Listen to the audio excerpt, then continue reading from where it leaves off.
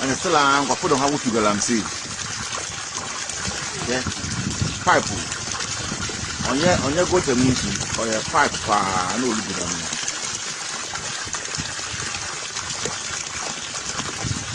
What's the pipe? Into why no one jaggle and say you too, one jaggle and say you too. Now, we'll say a pipe now, papa, and so you know. Okay, I do feel more about.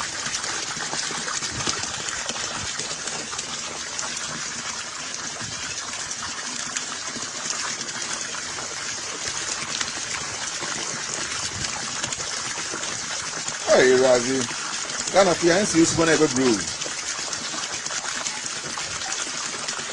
In River Bar, in soon even for the Yanum, in Sa, we'll keep it 5 more, or 5 more about.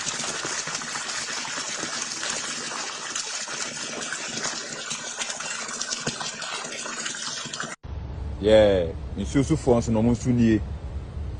No more woman, I don't know what the woman or bar no. The woman soon I say. I could train and ran a wound soon as singing in a to about the yellow no. I won't say, I don't know, so. Sir, we want soon no, we born some no. Soon we are pocra no more remove Guswa or mess Danin or mess saying Bonsa no. Bonsa, I don't know what the woman or ban on horses are no. Injim you knew so. Baku bonsu, Nabako so chilo, you know. We are from a book for boats, so. So no some kwano mo ye adwuma to mo wom no we no sana insusu fon so de no atie en insu bia we de promise no eno de insu bia we bonsa ne da no ma condemn no kra we wono no galamsi.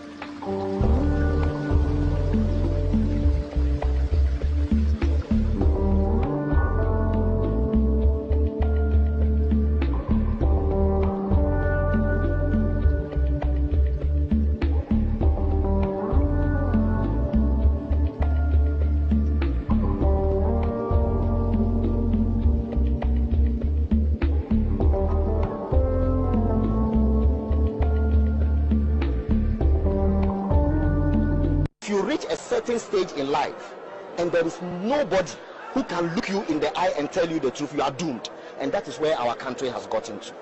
We need to rescue this country, wallahi. And I feel very terrible as a Ghanaian at this time. What is the difference between the ordinary thief and a political thief? Number one, the ordinary thief steals your money, your bag, your watch, and your jewelry, isn't it? But the political thief steals your future, your career, your education, your health, and your business. Number two, the hilarious part is that the ordinary thief will choose whom to rob. But you are the one who choose the political thief to rob you. Because we choose them. We vote them. We blindly say we are not blind. Who is deceiving who? The ridiculous part of the whole issue is that we will fight to defend and protect our belongings from the ordinary thief.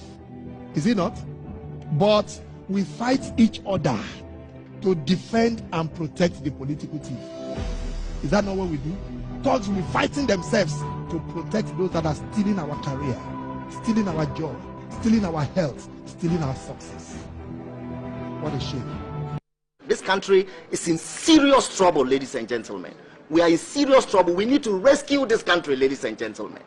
The presidency has been so depraved, so muddied, so dirtied, that I tell you in all sincerity as a Ghanaian, that I feel terribly sad today as a Ghanaian. We need to rescue this country. Wallahi, inshallah. Please don't cry.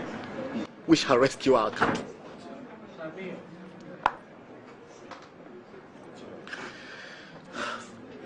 Government is broke, government is broke. But people are spending billions to go inside the government that is broke. Have you ever seen a minister who resigned because government is broke before? Government has no money. Have you ever seen a governor who said, ladies and gentlemen, when I was elected, I thought the government had money. Now I discover government has no money, I resign. Have you ever seen it? Government has no money, but they are bringing money out at election time. Where is that money coming from? So they are lying. What is happening is that there are two types of wicked people in government. Type 1, they eat current money. Any money they find in government, they will eat it. They are wicked about that one. There is type 2. Type 2, they eat current money and future money. They will say, my term will end next year. When I leave, how will I eat money? Let me borrow money now and borrow money of the future and eat it now.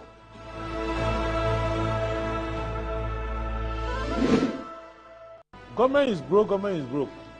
But people are spending billions to go inside the government that is broke. Have you ever seen a minister who resigned because government is broke before?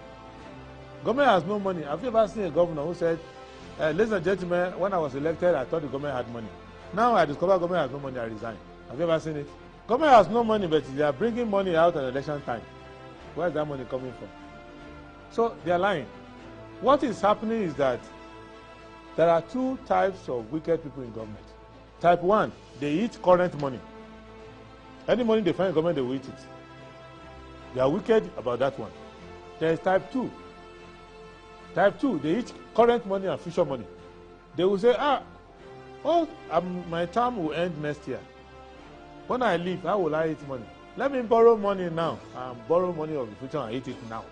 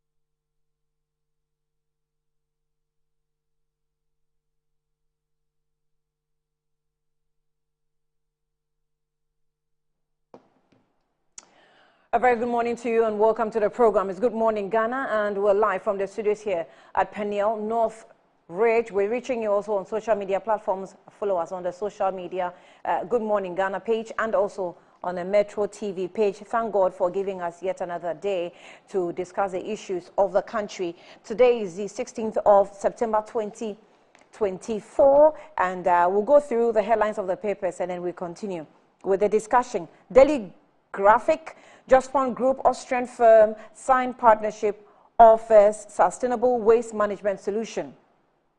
Community engagement key to reducing malaria burden. ITU ranks Ghana as role model for cyber security. Presidential quest begins. 24 vie for highest office.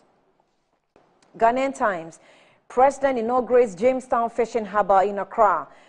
Latest ITU Global Cybersecurity Index, Ghana ranked Tier 1 in 2024, joins role model status with 46 other countries worldwide, becomes benchmark for other nations. Outcome of China-Africa Forum. China earmarks $50 billion financial support for Africa in the next 3 years.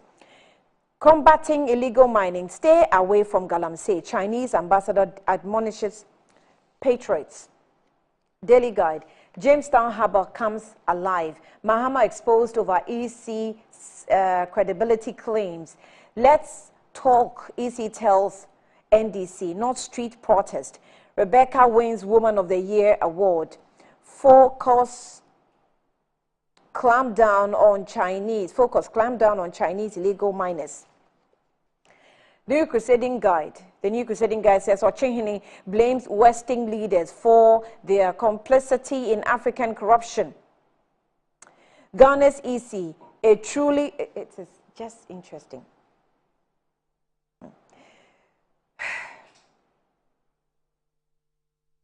Ghana's EC, a truly independent body, Mahama, in 2016.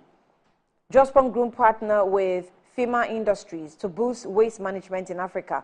Video, Esiedin Ketia explains the purpose of exhibition of the voters register. Ye partners GIZ to empower people with disabilities. Aboso Chief Petitions Minister IGP to probe 3 senior police officers. The top right corner says SIGA laws SHC for massive housing projects. The Insight, Mahama, he says youth unemployment is ticking time bomb. IEA worried over Ghana's domestic borrowing surge as government imposes ban on export of some food commodities. Peasant farmers warn of looming food crisis over low productivity. Israeli now conducting educide and scholasticide in occupied Palestine. Disregard calls to ban small-scale mining. Miners Association urges government. The Herald, Ghana's military chief angrily charges at senior officer over coup allegation. Chaotic scene leave top brass in disarray. Dr. Baumia will promote agribusiness. Ye partners Germany to empower people with disabilities. 85 million Ghana cedis paid Akufo-Addo's relative for stadia renovations, but GFA also got $260,000 from FIFA for maintenance, yet CAF ban. Mahama meets ambassador on EC ahead of tomorrow's demo. Highlights of NDC and MPP manifestos on infrastructure. The Informer, down memory lane, Ghana's EC best in the world. Mahama boasted. Convicted Maslock boss cited to be extradited soon. Deputy AG reviews. Zoom Lion expands beyond Ghana borders. Affirms up agreement with Austrian company.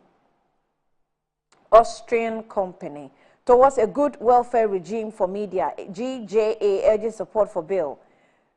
Baumia says Keta Nursing and Midwifery College alleged discrepancies in voter register. Provide further and better particulars. EC tells NDC. The top right corner in this issue, election 2024, uphold professionalism. Minister urges media. The Inquisitor, illegal mining discourses questions overseas gold from galamseyers. Baumia will promote agribusiness. Dr. Prempe, NDC's demo against EC is on tomorrow. Enough is enough demo. Red alert, 69 policemen commit suicide in 16 years. Ghana's links ICUMs introduces advanced weighbridge system at ports. Galamsey chemicals can cause impotency, deformed babies, renowned pathologist. And it comes with a picture of Professor Paul Poku Sampineo say here. The Daily Statesman, Ochehini Western leaders complicit in Africa's corruption. I just don't like this headline. GIZ launch fashion initiative to empower PWDs. Akufo-Addo redeems big promise.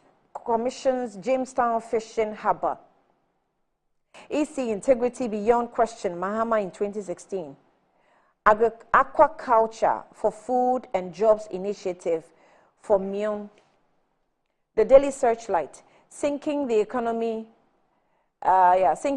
series, part 13 of Ghana's MDAs lost 2.4 billion cedis in 2023 to irregularities.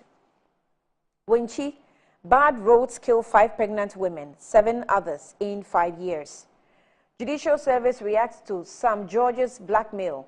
We won't allow any ban small-scale miners association. We won't allow any ban small-scale miners association. Dr. Baumia's digitalization agenda receives commendation. The Ghanaian publisher, Ghana's cybersecurity gains global recognition with Tier 1 status. Natoshi grabs governance award. Corruption in Africa, the West can't be absolved. Ochehini. GIZ partner to empower PWDs. And the top right corner says Mahama's past EC remarks haunt NDC. The custodian, Akufo-Addo opens $60 million Jamestown Fishing Harbour. Just one group, FEMA Industries to drive development in Africa. EC can't rig elections in Ghana. Mahama. Partners GIZ to empower PWDs. 2024 polls. Information Minister urges ethical reporting. The New Finder. Galamsey, we risk losing $15 million inflows and collapse of vegetable export market. VPEAG. $60 million Jamestown Fishing Harbour to boost industry. Lakeside Estate unveils Ghana's largest water park. The Daily Post. More CSOs pledge to join Enough is Enough demo and calls for independent forensic audit of voters' register grow louder. Current EC commissioners full of unbridled incompetence, pure crass. Franklin Kujo. Election 2024, Ghanaians will score Baumia an F for economic mismanagement. Mama. The Business and Financial Times. Ghana achieves Tier 1 cybersecurity status, sets new standard in Africa, a model for other nations seeking to improve their cyber security posture. Commitment to online child protection lauded. And then in rural banking, Okonfa-Nochi Rural Bank hosts 37th AGM, records impressive growth in all indicators, pays dividend of 0.0072 Ghana cedis per share. Jospon Group signs export contract with Austrian firm FEMA Industries. And then in the news, SEC releases 1.5 billion Ghana cedis defunct fund management investors. Ghana links ICUMs introduces advanced wage bridge system at ports. Well, that's it for the headlines this morning. Let's take a break. We'll be back shortly.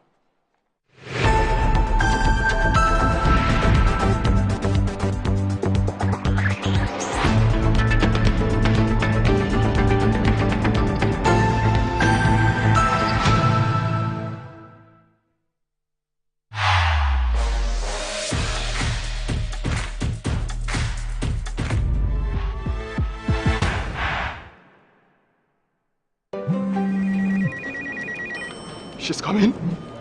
She's coming!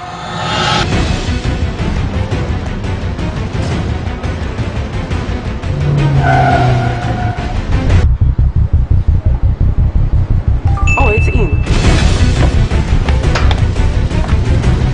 Red Hour Cito!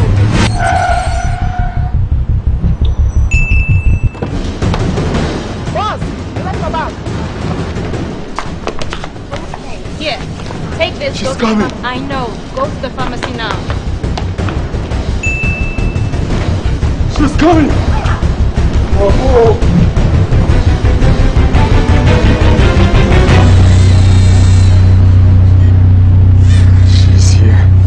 Pay faster, pay safer, and pay easy with Momo app. Download now and pay with the QR code, merchant ID, and so much more.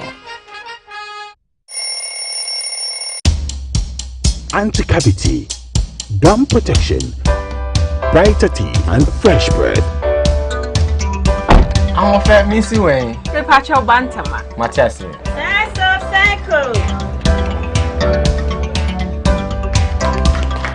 It's her smile. The fresh breath. Me, Judy said we used to Cal 360 toothpaste. Some kind. Cal 360 toothpaste. That's Kia. Cal 360 toothpaste. It's a gum protector. Onim jom kasa. Kile hosing. Cal 360 did the one. It's cool mint. Gives me fresh breath and your confidence booster. You will see so feeling to when you know Cal 360 toothpaste. Happy smile. Cal 360 toothpaste, anti-cavity, gum protection, brighter teeth, and fresh breath. Cal, happy smile. This advert is FDA approved.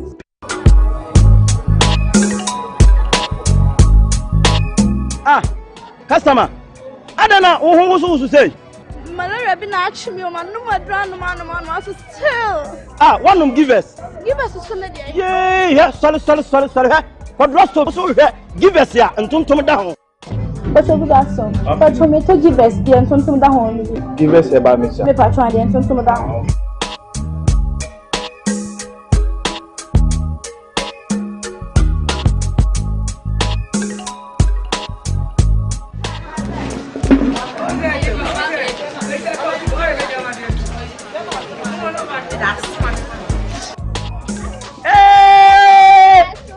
Customer. Give us a ton now.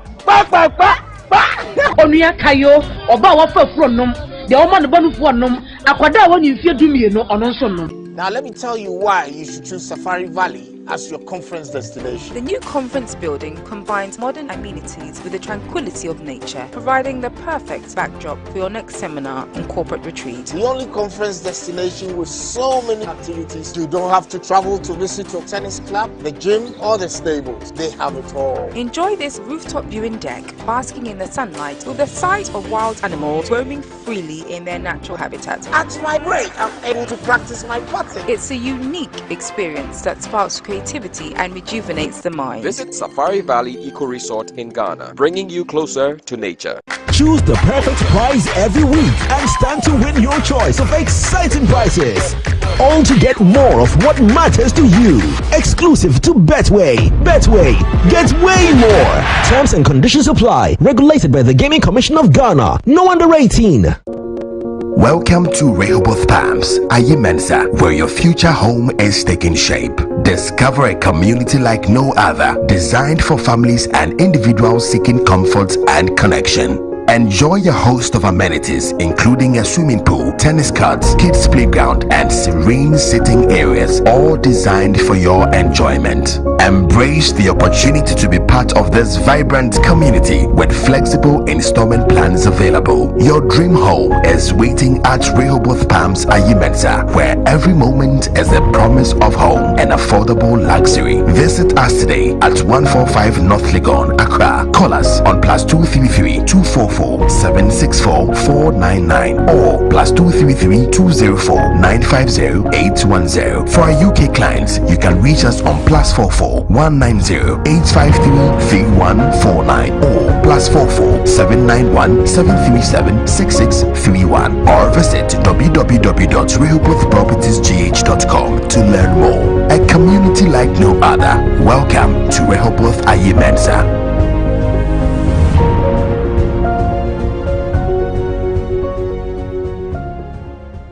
The luckiest. Star 712 hash.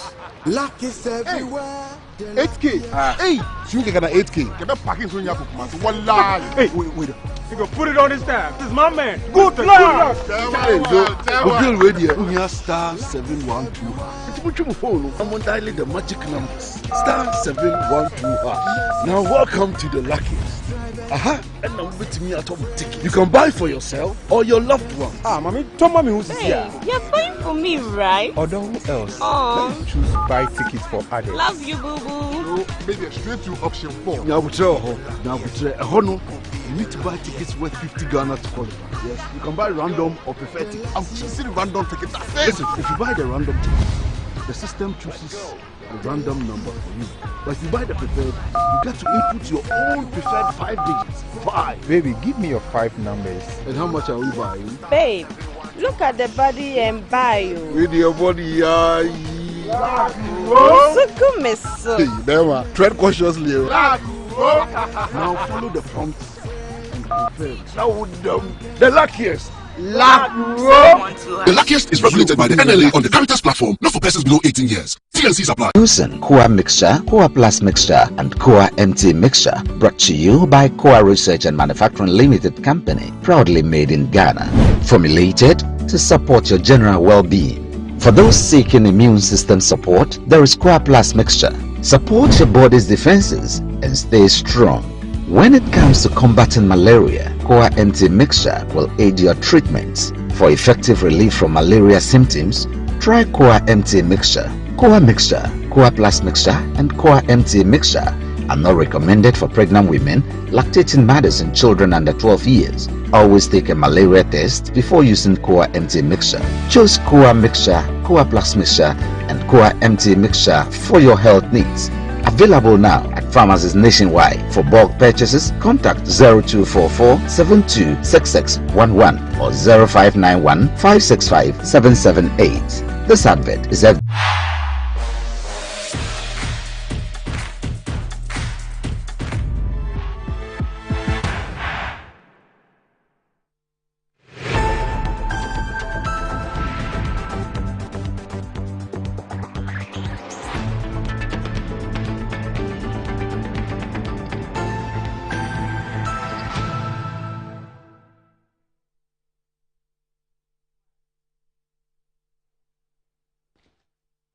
Welcome back to the program. So I'll introduce a guest to you. I already have Lily appear with me, and she is a member of the MPP communications team. Lily, you're welcome. Good morning to you.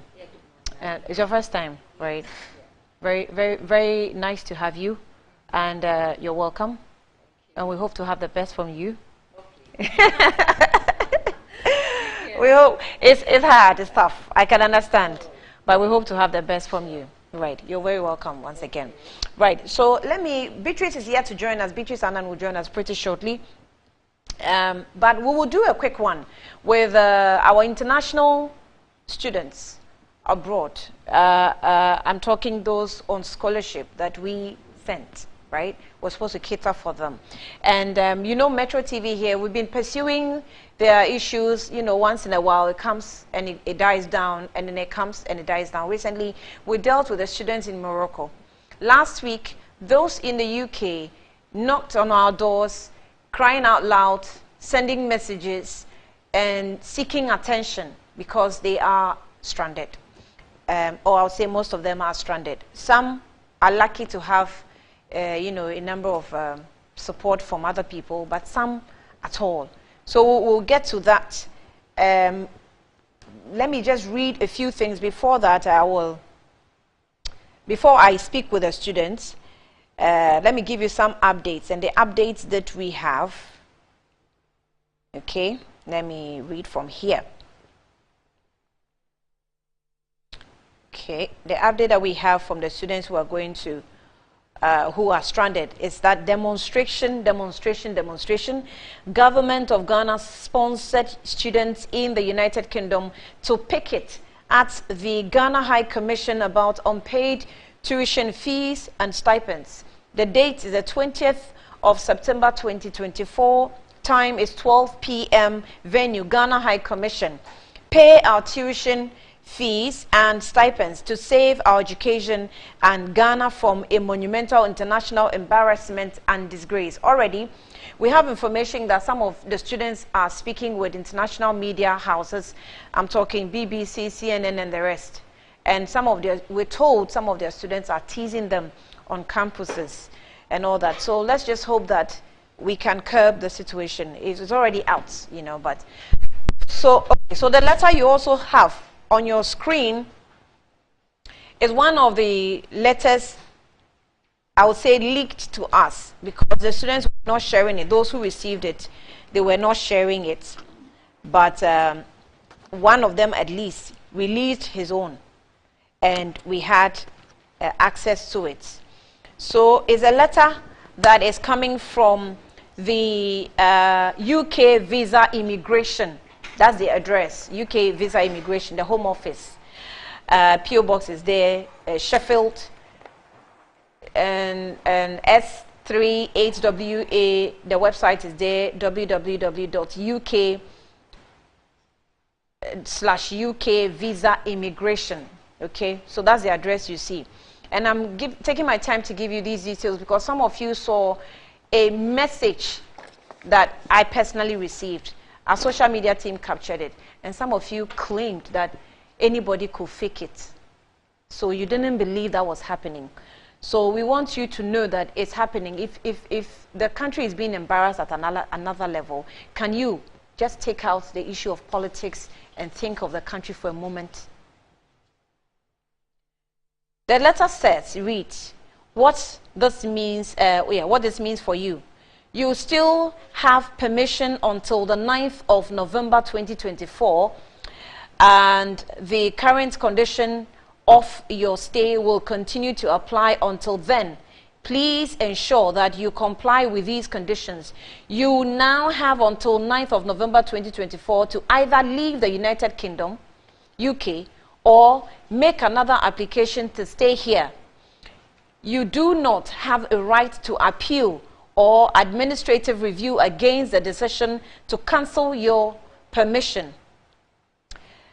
If you leave or are already outside the common travel area, the UK, that's the Channel Islands, the Isle of Man and the Republic of Ireland before 9th of November 2024, your permission will end immediately, and you will have to make new application to enter the UK. If you think an error has been made in this decision, if you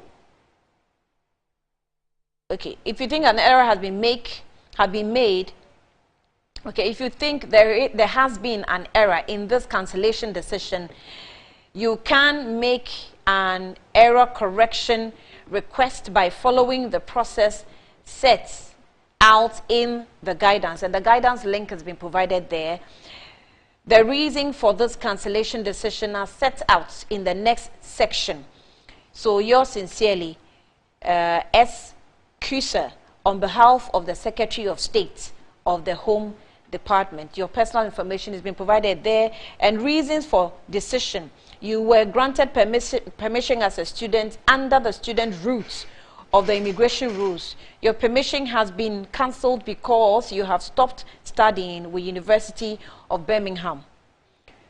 On 22nd of July 2024, your sponsor notified the Home Office that they had withdrawn their sponsorship as you have stopped studying with them due to the financial debts. And this is the letter received by one of the students. The information I have is that this letter has been received by at least 11 students in one of the universities. And if my notes serves me right, in the Birmingham University, one of 11 students have received same letters. And we have two out of Bradford University, 2 students have also received it. We have been joined via Zoom by Pius Apre. Pius Apre is a student in Kent University, also suffering probably the same challenges. Let's speak with him and then we come back into the studio. Pius, thank you for your time. Good morning to you. Good morning, Annie, and thanks for having me on your program. Great, and thank you for making time to speak to us on this issue. Okay. Firstly, tell us a little about yourself, the school you are, and the nature of your challenge. Okay, so yeah, my name is Pius, as you've mentioned. I'm pursuing a PhD, University of Kent Business School. I'm in my third year. I'm in my fourth year now. I've been here if you can lift your voice, raise your voice a bit, we can hardly hear you. Yeah, so I said I'm pursuing a PhD program at the University of Kent Business School. I've been here since 2021 September. And so yeah, I'm here on a Ghana government scholarship, a beneficiary, of course. So with the scholarship, it comes with payment of tuition fees and then monthly stipends. As we speak now, our tuition fees, my tuition fee has not been paid. Yeah, so the school has issued warning letters upon warning letters to me. I'm sure the next letter that I'm going to receive probably will be, of course, withdrawal or blocking of my student portal. I've been here for 37 months. Throughout these years, I've only received 9 months of stipends. A stipend I'm supposed to be, paid every month. I've been paid only 9 months, so I'm owed 27 months of stipends. And I'm not the only one in this situation. There are lots and lots and lots of us. And so it's difficult for us as students here. Yes, so that's how come we came out to appeal to the government if something could be done. And like you rightly said, some students, of course, in other universities have received withdrawal letters and have been served notices of deportation from the Home Office. 11, like you said, from University of Birmingham, 1 from University of, 2 from Bradford. A couple of them keep sending emails to me, some of my colleagues. They have similar issues, warning letters. In fact, there are actually a lot of master's students, those who are done with their master's degrees, who are not able to graduate because, of course, they are old school fees. So until the school fees is paid, they cannot be allowed to graduate. So they are stuck here. They don't know what to do at the moment. So some have fortunately completed, but they cannot graduate because they still owe school fees. Yes, yes. Those who are, receiving the letters, where are they now? Because obviously in the letter it's captured that they've stopped, studying with Bradford University. On what conditions did they stop? So they are putting up with people. So they are just waiting for, to see if something can be done. Otherwise, by 9th November, they would have no choice but to come back home. That's the problem now. What would be the situation? Okay, so we're told that our ladies, our men, are also engaged in one activity or the other, to keep body and soul together. Can you explain that? Yeah, so actually, 2 colleagues from University of Nottingham granted an interview, actually, even on one FM station. I can send you the link for you to, watch yourself. They reported of some of our brothers actually traveling from from Nottingham to as far as Manchester to donate their sperms just to make money to be able to survive. That's how bad it is. And some of our sisters, of course, just to keep body and soul together, they found themselves in some relationships. Definitely, ordinarily, they wouldn't probably, enter by then, because they need places to sleep, they need food to eat, they want to be able to, survive. And so, they are engaged in all sorts of, like some of these relationships, which, of course, are not right. Yeah. And that is just for survival purposes, not to even pay school fees. Yeah, yeah. Because you're talking about each student paying an average of £16,000. That's not small money. So doing that, you can't. You only have to. They are doing those things just to get money to probably pay bills. You understand? Yes. Not the school fees itself, no. When last did you speak with the Ghana government, and what was the response? Because at some point in time, we received information that some monies had been released, especially to UK students, fees to be paid. What was the communication, I mean, at that time? Okay, so I think about 4 months or so ago, I personally wrote a letter to the Ghana High Commission, to Honorable Papa Oswankuma. I mean, expressing my feelings. I mean, whatever it is that we are going through, and if something could be done to help us. Till date, he has not responded officially to me. However, I met him in person in somewhere in central London, and I introduced myself to him that I was the one who wrote the letter, and so what's happening? What is he doing to us? He told me point blank that, look, you know what? They've also been knocking on the doors in Ghana, and they are helpless. They are getting no responses. So he doesn't know what to do now. I mean, he couldn't give me any definite answer. He told me he was going to respond to my letter, of course, but to date, about 4 months ago, he's not responded to me. Again, so the registrar of the scholarship secretariat normally meets the students, I mean, quarterly, to have meetings with us on Zoom, to tell us, I mean, how things are going and all that. It used to be very frequent some years back, about 2 years. When I came here 2 years ago, I mean, it was okay. But for the past 1 year, or some months, close to 1 year, he hasn't done that. And of course, I know the situation he finds himself in. Definitely, he doesn't have good news for us, so he can't come out to tell us exactly what is happening. So yes, in June, July, we heard that some monies have been released to take off some of these problems we are going through. 60 million. We had a rumor that 60 some people million have Ghana been paid. cedis. The amount was 60 million Yes. Ghana cedis, converting that Yes. into UK pounds to be about. Yes, we heard some people have been paid on the side. So we got agitated. I mean, why would some people be paid? What was the criteria? In fact, we have evidence and hardcore evidence that people have been paid. I have a file on my phone now I can share with you. I mean, some students secretly conducted a survey. I mean, to find out from students who have been paid their stipends and tuition, and they got some information. I think later on the secretariat got to know. I mean, students were doing that, so they quickly came in and then. But at least I have the data on my phone as we speak now. I could share with you later. Students, their names, their universities, their ID numbers, whether their stipends have been paid, whether they are tuition, whether both. I mean, clearly, I mean, some people have been paid. You understand?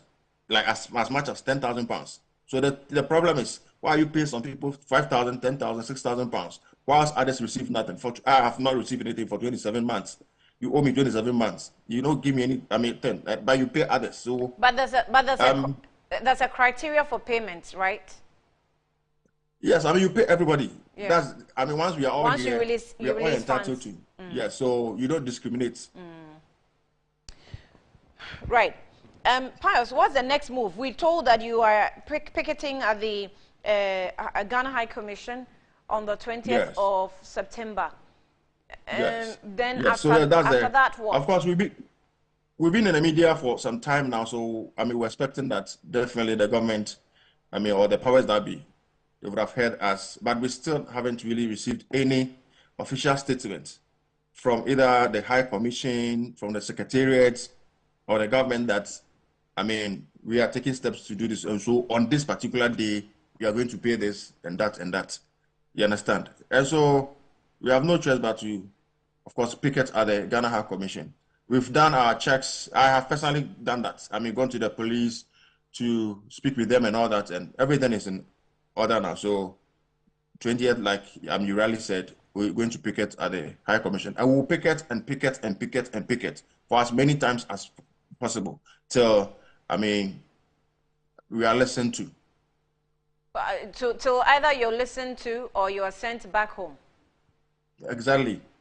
If, I mean, unfortunately, if our governments want us to be sent home, well, that's, but we would continue to knock on their doors. And I think through the picketing, maybe something good will come out. Pius, we'll leave it here. Do you have any other information to add?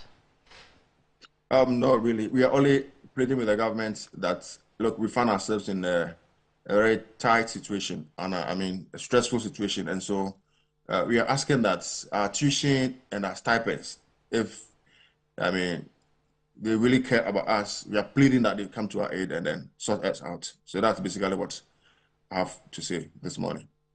All right. I'm grateful for your time. Thank you so much. Thank you. Yeah. So welcome. we will get back to you. Too. Right. We'll get back to you as and when it is actually possible.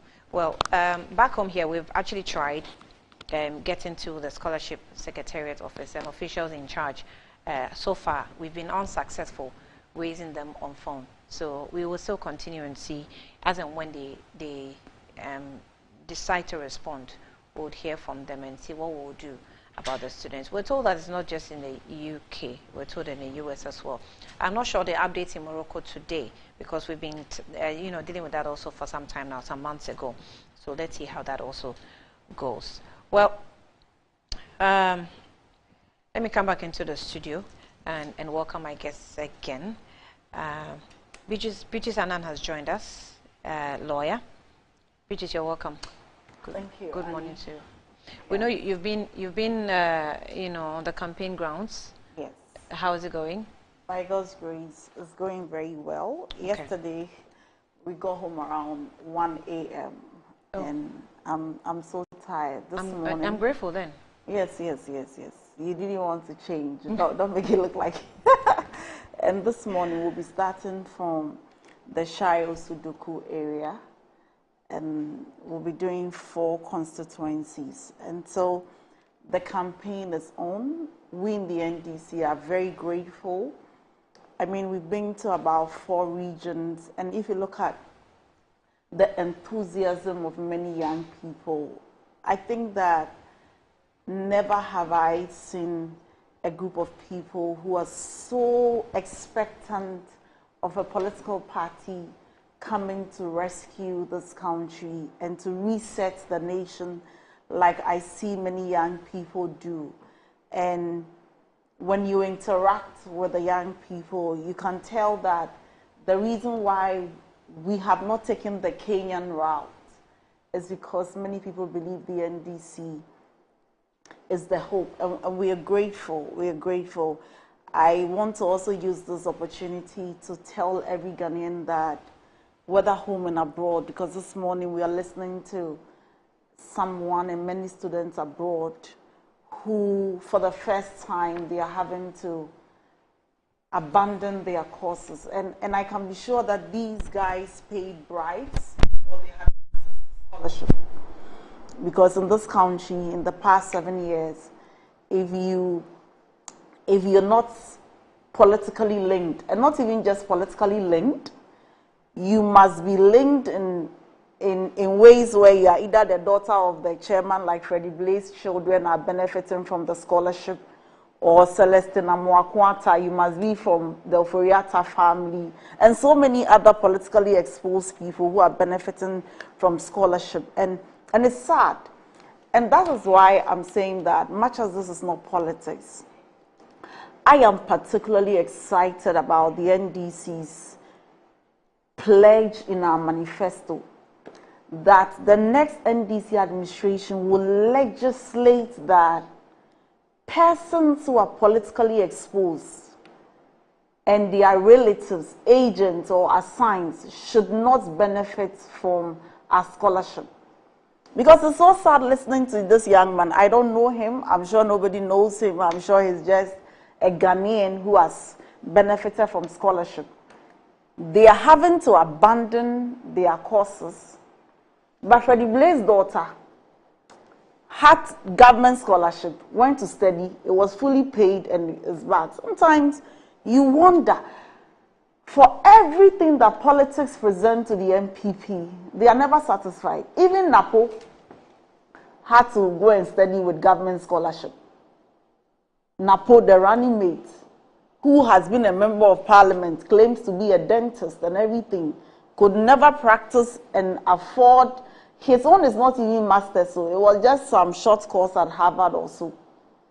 So everything is not right. And I wish this morning, as tired as I am, I'll be met on a very lighter note with something more or something less depressing. Let me say it this way. But every time it appears that it never gets better, every time it appears we have to psych ourselves for worse situation, and I hope it gets better. I can only but empathize with the students abroad. I can only understand how it feels like. I'm told the president went to Oxford, or okay, he never finished, but if he did, I'm sure he probably have understood the anxiety that these young people are going through, and I hope that government comes through for them. I hope that we don't allocate money for paying National Cathedral. I hope that the $10 million which the president's daughter has benefited, the Ghanaian people abroad will also get some to pay their scholarship. It just seems that things fall apart. The center certainly cannot hold. And in the few months we are left with, I think that the MPP will not listen to anybody. They will just do what they like, and I can only but sympathize. That's all I can do. Right. Lily, you want to say something to it? Yeah, Annie. Good morning to our cherished viewers. Yeah, and then greetings from His Excellency, the Vice President, Dr. Bawumia, and then the leader of the party, the New Patriotic Party. And then from Dr. Marty Opoku-Prempeh. I mean, they appreciate what Ghanaians have really done. Now going around and then Ghanaians welcoming them is so amazing. And then they said this morning we should use the platform to thank everybody for such a warm welcome. And then their message that is being accepted on the grounds is a very good signal that indeed we are winning. Right. As I've said, from the greetings, I have a few greetings. Today is Honorable Fatima Abubakar's birthday. Yeah, Minister for Information. We wish you the very best in the new year you find yourself. And likewise to Mrs. Mimi Darko, CEO of Food and Drugs Authority. She's really doing exceptionally well, and I have to. Yes, Honorable Fatima's birthday, and then we have to appreciate our women if they are doing good for the development of Ghana. And indeed, Annie, matters of these, we need not to politicize it. Yes, it's unfortunate that our students outside studying find themselves in this way. And then quickly, government have responded, releasing funds of $50 million Ghana cedis to support our students studying outside. It's not a good news, but we hope that with the amount of money that is in place, it's going to help them cushion with their studies. And then just as from the Secretariat, they have made all documentations ready, awaiting payment to be paid to the Ghana International Bank. When? Yes, so that is all we are all looking for, because it is all in our interest. We cannot leave our students outside being stranded to the point that some have to get their withdrawal letter. As you're saying, actually I've not gotten a confirmation yet, but per what we listened, then it might be that equally some of our students are facing such challenge. And government is not sleeping, it's working very hard. Since we've gotten an amount to be given to them, definitely the rest will follow. So we are assuring all of them that, I mean, things will be well, and they should calm down. Picketing and other things, yes, of course, you have to express your grievances, but at the end, would it solve the problem? So it is left with the Ghana government to work out so that things will be right for them. So that is the assurance from the Scholarship Secretariat, from government, that they should calm down.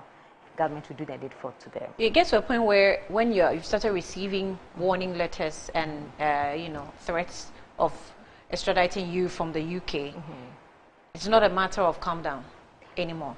Yes, Annie, they have just up to November. That's about 2 months. 9th November, so in less than a month, they should just come back home. But before 9, government will take action, so they have to calm down. I understand the situation. It's not easy actually living in somebody's country. You know, with the laws over there, the rules over there are different from your home country. Definitely, it's not going to be a good news at all. And then government is also not sleeping on it. So definitely, government will do the needful. And that's all we are hoping for. So whatever the situation is, since government has released some funds, it's an assurance to them that it's going to do the rest, so that peace will prevail. I mean, they will all come down, and then they will continue with their studies. But those with the withdrawal letter, well, actually haven't gotten the reason, aside making a point of being their tuition not being paid. Well, there could be some other reasons, but I believe that all would be best if the scholarship secretary can also give us an update so that we can also track our students, their performances and other things, and make sure government is not really paying money. There's that, but paying for a purpose. Yeah. So it's an assurance to them. They are in a tight corner, very deep, tight corner. But how about the allegation and accusation of government being selective in even releasing funds? You release funds, and then there are students who are. There are actually allegations that against the secretariat boss that he takes, he gets his own cuts from some of the students. And these are coming from the students. I didn't allow this guy to say so much on the air, but there are allegations within their midst that even they pay to the secretariat boss before they're giving some, recognition and things like that. Well, Annie, for that, it hasn't gotten to my end. I'm sure he has gotten to his end. I have not. But if it is so, if they allege it, then they have to prove it. Because if you pay for you to be selected, then you're also conniving and conniving, right? The proof is that you release money and then you pay some students and leave others. Well, I don't have any idea about it. It hasn't got into our table yet. So if they have evidences, then they have to come out. But to where I sit and the things I'm privy to, I've not heard any of that. Okay. Well, I'm sure, Pius, I'm sure you're still watching. I know you have to go to class, but for now, you'll probably be watching. If you have some more information of evidence of selective payments and things like that, please release it to us, because that's how best we can use in helping you find a solution to your issue. Right.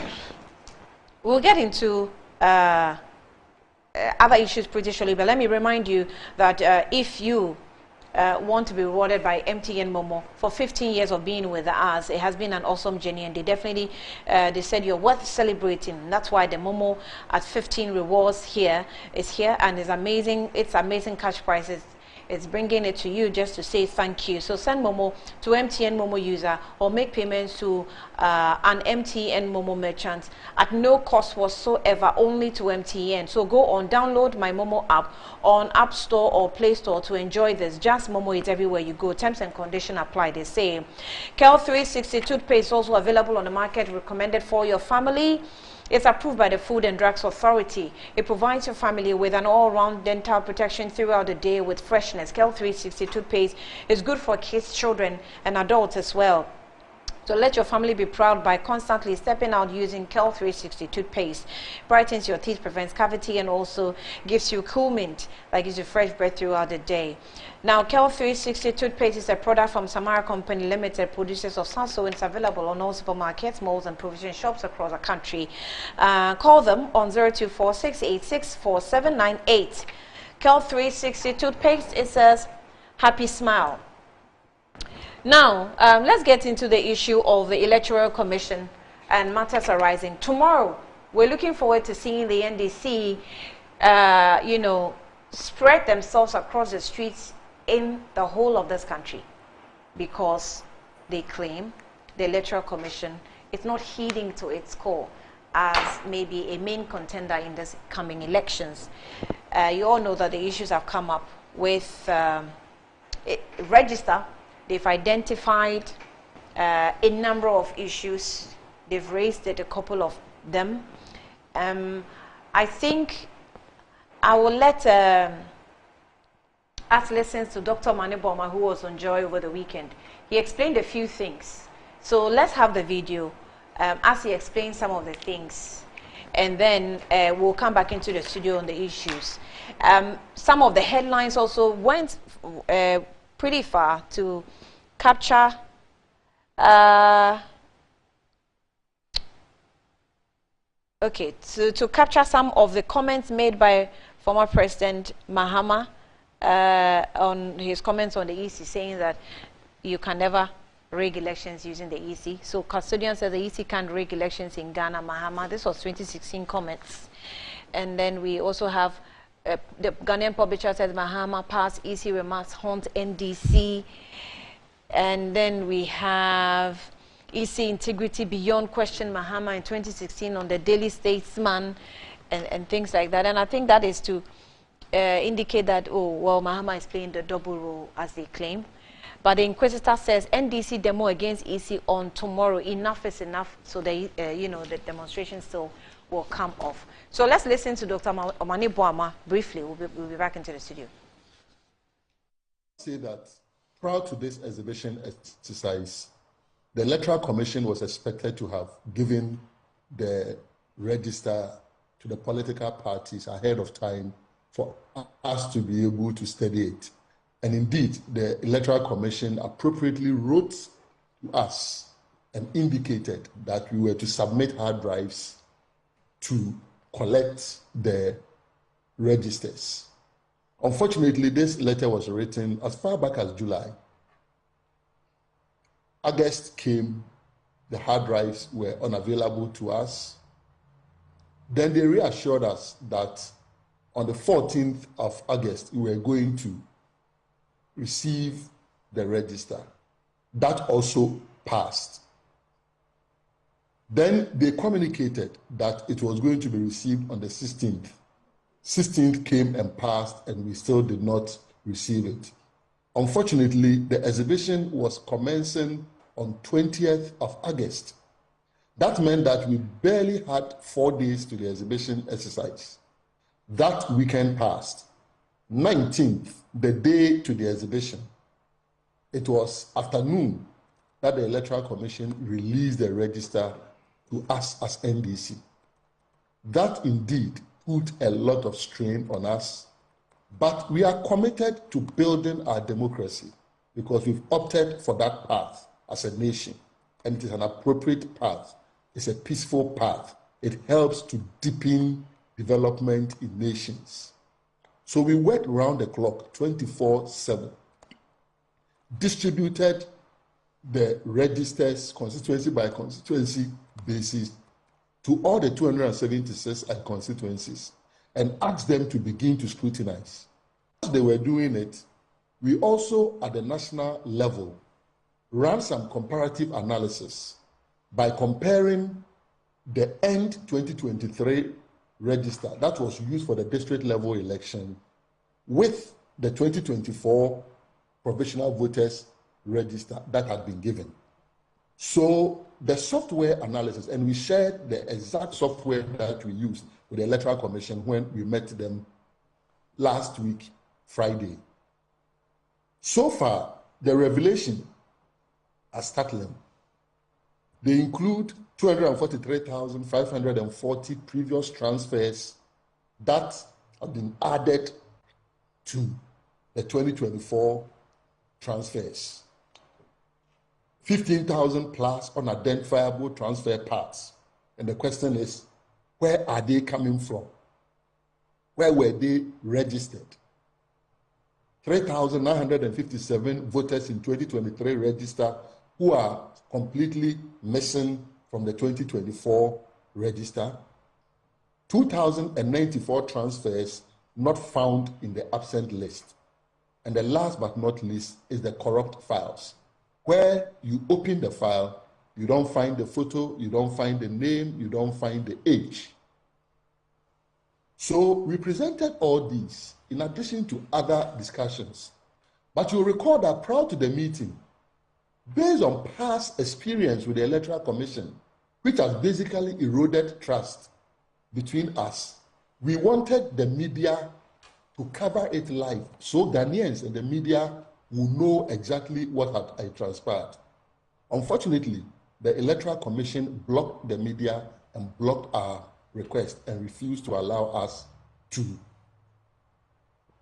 bring in the media to cover the program.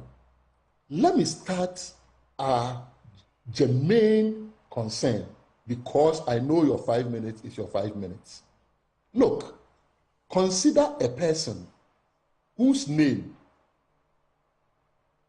will not appear on the register. When we raised it at the meeting, the chairperson of the Electoral Commission said, once the person is holding a voter's ID card, they can write the person's name on the register. we vehemently opposed that and said, and I remember saying, that will be the Richard Ahiagba criminal phenomenon. You can imagine the people who may be able to show up there with fictitious ID cards, and then some presiding officers who may be compromised will just write their names and allow them to vote. So that is not something that we should be considering. The other variant is the EC has admitted to some errors. You don't call them mistakes, to some errors. When they correct those errors, how do they expect the people whose errors they've corrected to know that they have indeed effected the corrections? So that led to one of the recommendations that we made, which the EC so far has not spoken to, beyond the fact that they will not permit a forensic audit. And our remedy was that at least there should be a re-exhibition of their corrected or their updated register, so that people who had complaints, people who paid monies to verify their ID situation and witnessed problems and reported, can be assured that indeed the corrections have been made. Otherwise, we may end up even introducing up, because of, if the person feels that, well, I complain, but am I sure that it's been corrected? Need I go to the polling station on December 7 to reassure that Ghanaian, that ordinary Ghanaian, that yes, it has been corrected? Just re-exhibit the register again. Right. Unfortunately, the EC, after blocking the request for the forensic audit of the register and the EC's IT system, also has been mute about the re-exhibition. Right. Then it leads me to the issue of what we asked for and what they also asked for. In there, the EC asked that we submit our findings to them. And we also said that since we had made it clear to them that, okay, because our work is ongoing, can we also, in exchange, we didn't oppose submitting our findings to them. We are ready and willing. Can we also have what you claim to have updated, so that in our comparative analysis, we do not excavate and identify problems that you've already resolved?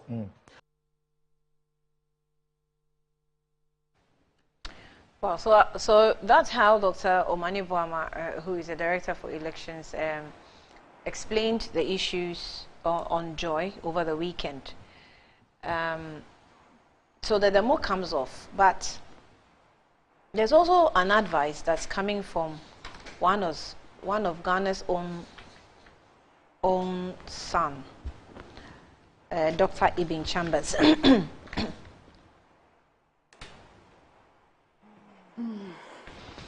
So I want to capture Dr. Ibn Chambers' statement maybe before we go to the guests.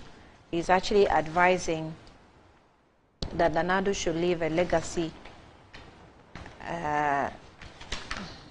that'll be a good one to his name, and not allow even one Ghanaian to lose his life due to elections. Okay, when I find the story, I'll read it. So let's go to the guests and tackle the issue.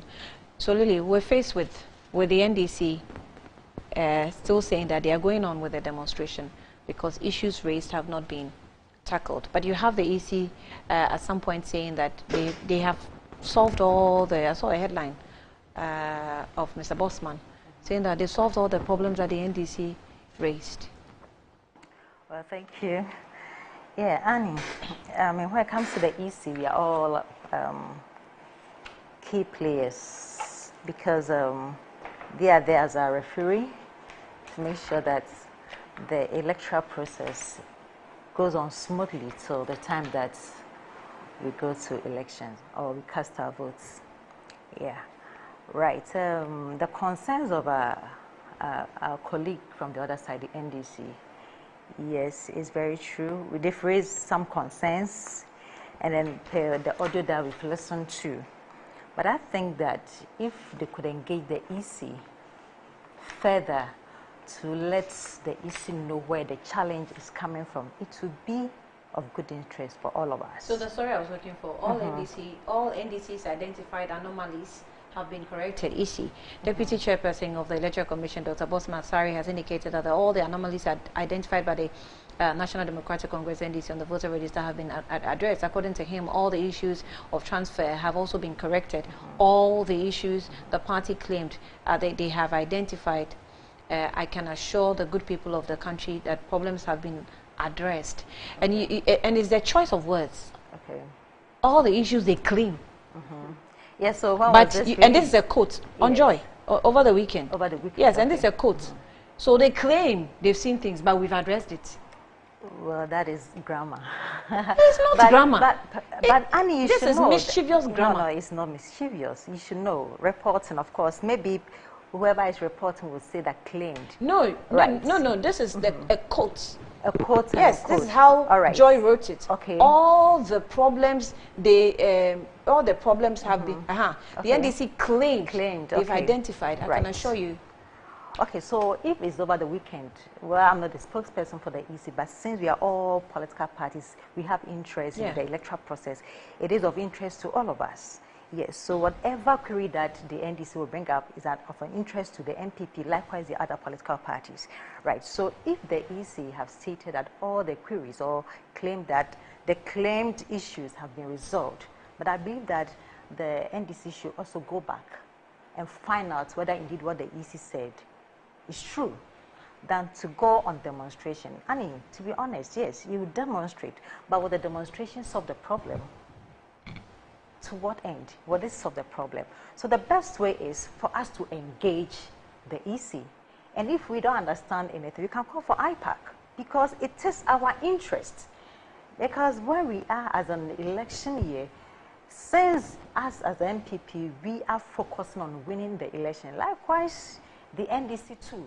So everything should be transparent. Everything should be open for all of us.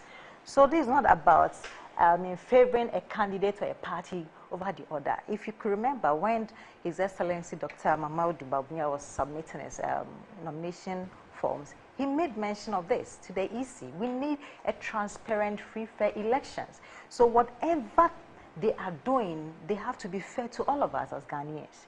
You know, EC have served this country well.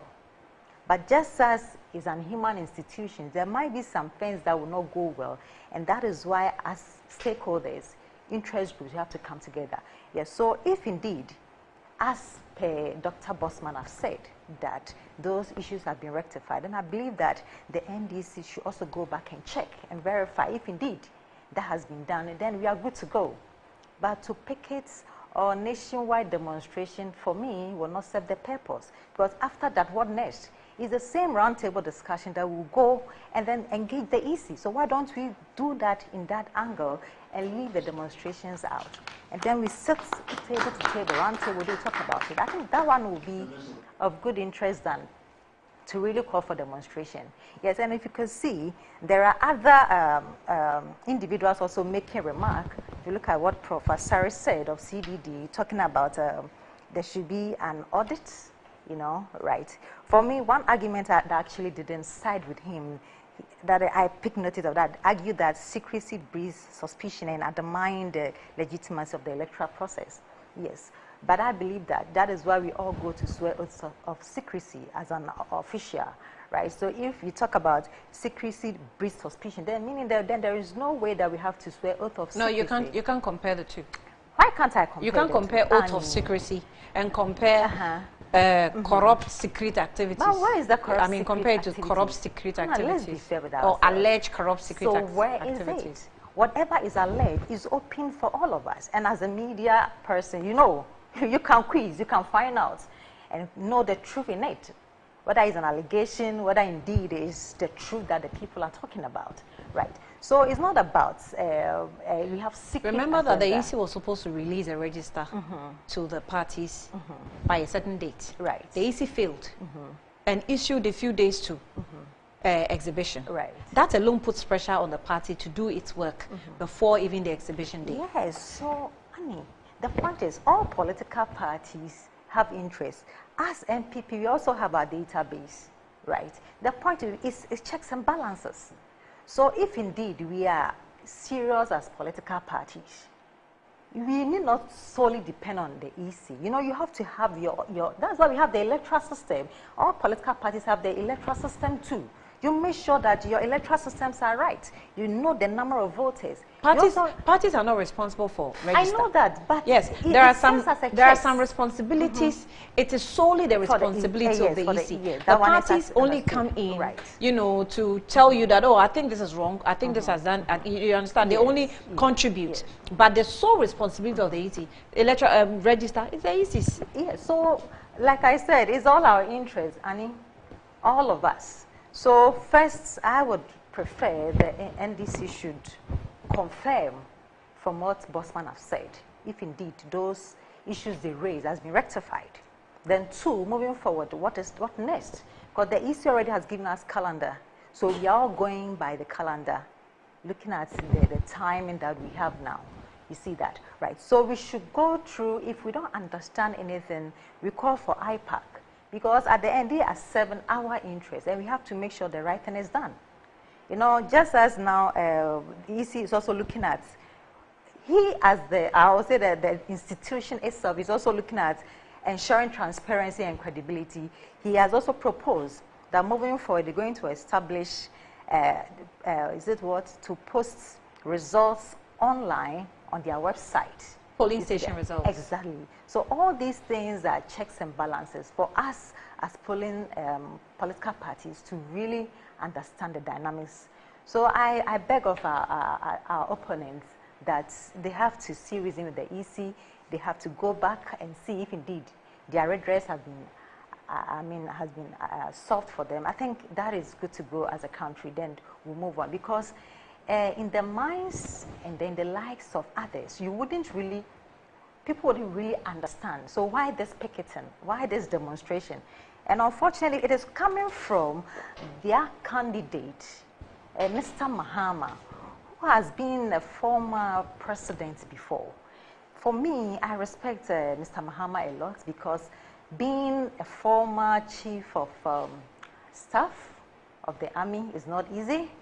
And then having the national apparatus in your hands, you really have, or you've observed how the apparatus works in this country. So there are some utterances that need not to come from him at all as the leader of the party. Because I wouldn't know whether to call you an opposition leader or to call you a new president in waiting. You get my point, because you've said before, all the privileges that an ex-president should enjoy, you are enjoying them. Ghanaians are cool with that, you see, but there are some utterances that, to me, it need not to come from Mr. Mahama at all. Like? You know, calling for the demonstration. You know, yesterday you went to Amanfum, right? Got South. There was a rally. Well, what was that? Is that illegal to call for demonstration? Oh, no, it's not illegal, but the point is, you know, you are the face of the people. You are a statesman. Exactly. You see that? So yes, I know where you're going to, so don't say, honey. Wherever you pass through, I'll get you, so don't say, But the point is, you know, at some point in time, as a statesman, you know, how you talk, you know, it has that command. You see that? So we are all calling for peaceful election, but sometimes the utterances of our leaders also wouldn't help us. And I actually didn't expect this to come from him, because somebody somewhere want to do his or her own thing, will use this as a base in the name of demonstration. But when the person is being caught, will also turn another political argument that we are witch hunting the NDC, and that is not fair. So it shouldn't even come from him. However, I would wish that the NDC should look at the issues that they raise, whether it has been solved, they will move on as a country, and so that our electoral process will move on smoothly. Thank you. All right. I wanted to capture some statements coming from the EC officials last week. A statement released which sounded as though the EC itself was opposed to a political party, NDC. The wording of the statements was quite something to, since you are calling on, you know, condemning former President Mahama's attempt to call for demonstration or support the demonstration, the Electoral Commission communicates in such a way that it poses as though it does not position itself to hear any political party if they raise issues for them to address. As though everything is, what is wrong with an audit? Well, what is the problem with auditing? Well, there's no problem in auditing. So what is it? Well, if it's within their mandate, why not? It is within their mandate. Why not? Of course. So everything is transparent. So I believe that whatever concerns that we are looking for, auditing or no auditing, that is why they give us a register. We have to go through. You see that? You verify. So if there is any issue, you just mark it. Then when we go for IPAC, we talk about it. Right. So if all political parties agree that we call for audit, fine. That is the political party's position. No, it's not. Well, is that a convention or that's no? I'm that's saying law that because that political parties must all agree. I've not looked at the political parties' acts. No. But I'm saying that in a situation. No, I'm telling you that it's not something that is required for all political parties to agree. It depends on the grievances raised. Yes. And the weight of it. Yes. Because if a grievance, for example, like transfer of votes. When Dr. Manu Boama's video was played, he said that the Electoral Commission actually explained to them that if you come to the polling station and your name is not found in the register, once you have your ID card and you provide, they should let you write your name and then you can. What kind of setup for chaos is that? Right. Well, because you have thousands of names the party raised that have been transferred from not polling station to polling station, not polling station 1 to polling station B, but from constituency to constituency. How do I live in Tema West constituency and I should go and vote in Ablekuma North? Well, yes. So, Annie, all is set. EC has addressed the concern. So let the NDC confirmed. That's what we are also looking for. They want to use audit to confirm. They want to use audit. Yes. Fine. So if it is within the mandate, why not? Okay. Right. Let me engage Beatrice as well. Okay. The EC says he has addressed all the issues. So, back down. Okay. So good morning to our cherished viewers again. I would pardon Lily because today is her first time on the show. It's obvious she does not understand our electoral process. Interesting. And there's, I mean, we have to pardon her. It's obvious she probably has not followed the issues the NDC is complaining about. And so we can pardon her, and we have to be nice when we have our first guest on the show. But having said that, you are playing propaganda, Beatrice? I want to. No, I never interrupted you when you were speaking. That's the rule on the show. But I'll come in. Don't worry. I want to speak. I'm not come at her. You're saying that she doesn't understand the electoral process. She has just exhibited her level of understanding. So if you don't appreciate it, you leave it. Which is what she has said. A lot. So summarize. No, I don't have to summarize. You heard her. So I'll look for my camera. I think that is it. And I want to address the people of Ghana. I think that's how we do Good Morning Ghana, and that's how we make the show interesting. I want Ghanaians to journey with me on this very serious matter that threatens the very foundation of our democracy. And this is not an NDC, MPP matter. And this is not NDC just trying to complain because there is a room for complaint. And I want people to understand me. Although I am very young, I experienced an Afarijan Electoral Commission. What you had in the Afarijan Electoral Commission is the NDC complaining about certain things, and the MPP also complaining about certain things. And then together, we have an electoral reform. So under Afarijan, the EC introduced the biometric verification process, which gave us the biometric register because of complaints. Then I experienced a Charlotte Osei Electoral Commission.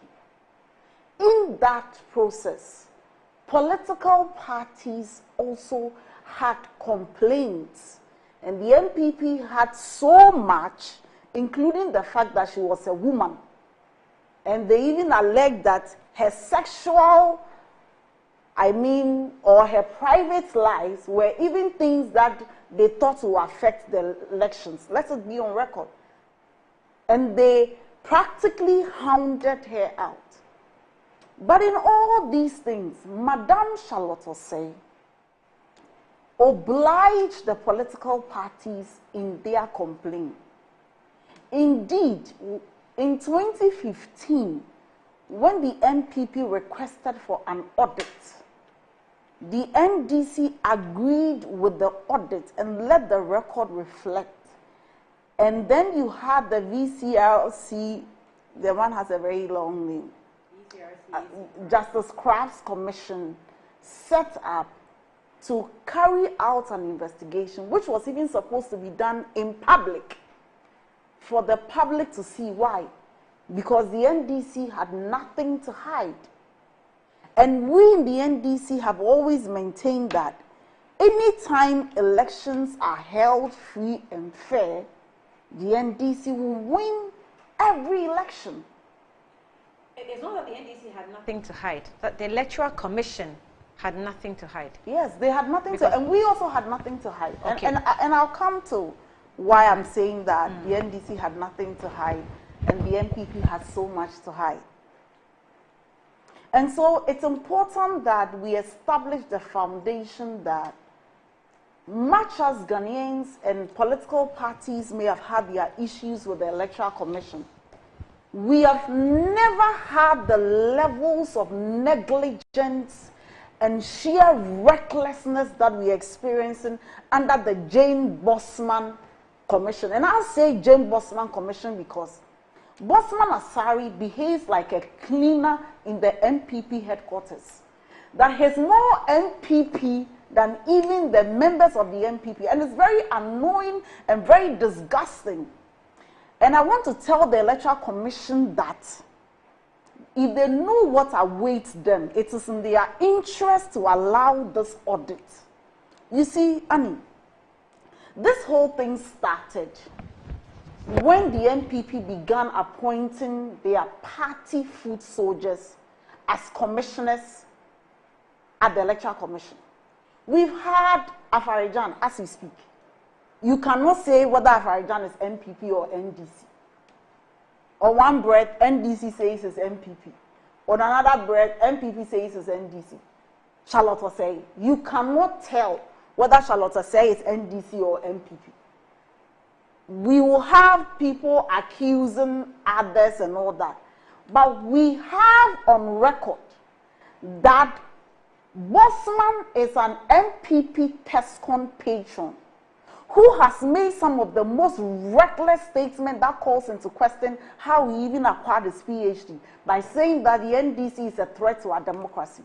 So our woes began, and not just the woes of the NDC, the woes of Ghana and our most cherished and protected democracy that we have safely guarded in a very jealous way from 1992 till now. When you had NPP people behaving as if they were foot soldiers and not recognizing the constitutional obligations imposed on them at law. What is the NDC talking about? And I want Ghanaians to know that this is not just an unfounded allegation. And this morning I'll take my time to go through the processes with us. First of all, the reason why we cannot trust the current Electoral Commission is that they keep lying and the NDC keeps exposing them and they keep coming back to admit whatever the NDC says. And then they say, oh, despite the fact that we've been caught pants down, there is nothing wrong. This is how it began. the NDC started blowing an alarm of some stolen BVRs. And we said that the Electoral Commission system is so compromised that individuals had access to the BVR and they could manipulate the system the way they want. Mr. Sibwa, who has been fired now or has been reshuffled, quickly came out to say that this is a lie. It is never true that there were some BVRs which were stolen. It is not true. It's never been stolen. Everything we have is intact, and the EC will protect everything you have said and blah, blah, blah, blah. And we went on and went on and on. Now, when we presented the EC with the evidence and said that these things have been stolen, they said, oh, yes, it is true, they were stolen. But the means of the stealing is what they don't agree. Listen to this cock and bull story. First, they denied. Now they say, oh, we admit it's been stolen. But you see, even if it is stolen, it wasn't stolen this way. And what has been stolen, it cannot be used in this manner. And we crossed that barrier. But Now, did you agree to that explanation? Which explanation? The explanation of the stolen DVDs and how it cannot be used. How can we even agree to that? You said nothing has been stolen.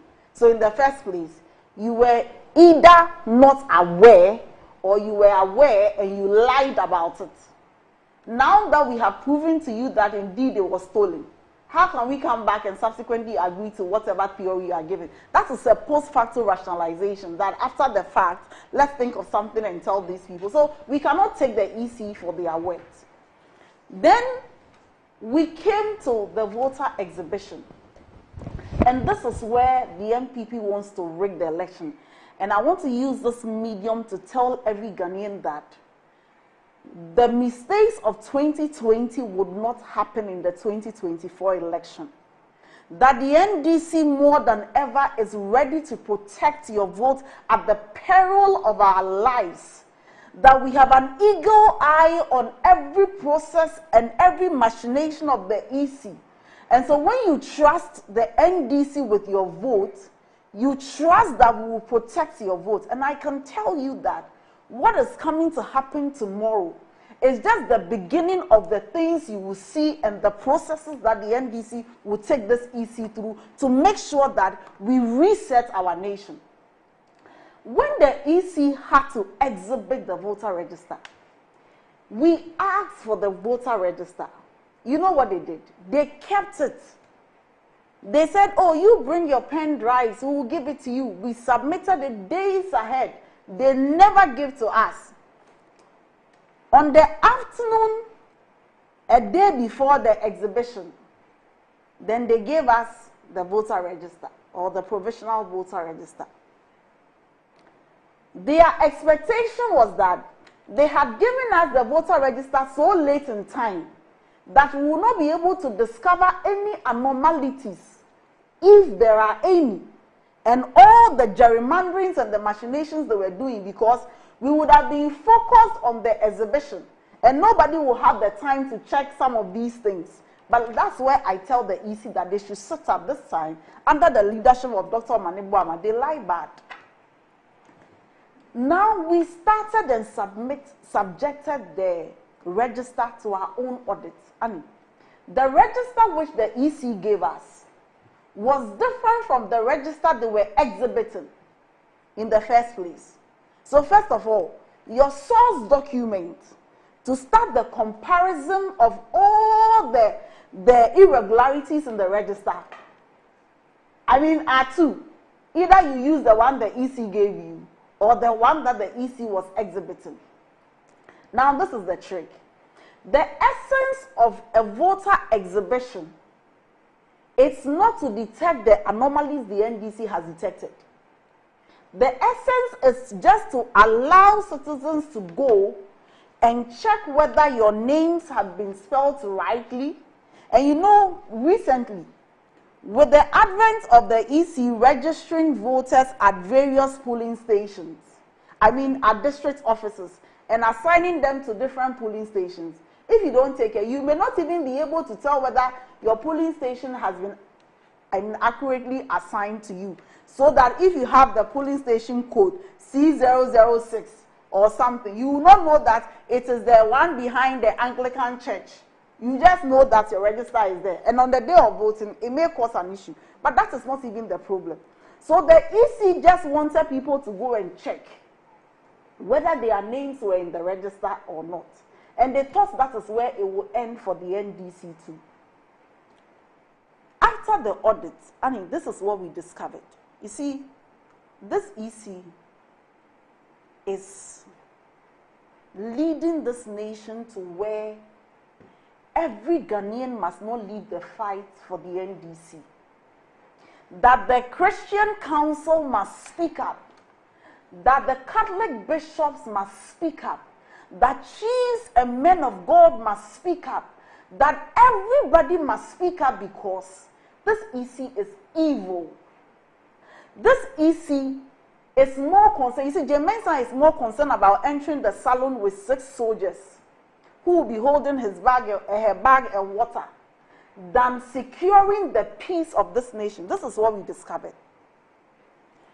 In the minority leaders constituency, and more than 3,000 people were transferred without their consent. In Tamale, for instance, 32 people were transferred from Tamale to Pusiga without their knowledge. It's the same in Oforikrom and it's Nafo North.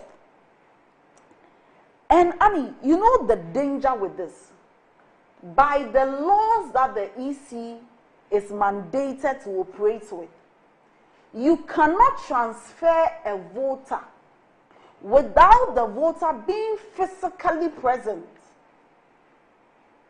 So, what the EC wanted to do is that because the NDC has 137 seats, they have just calculated the number of constituencies where the NPP probably lost by 200, where the NPP lost by 600, and they have on their own done transfers, gerrymandering, so that they can have majority.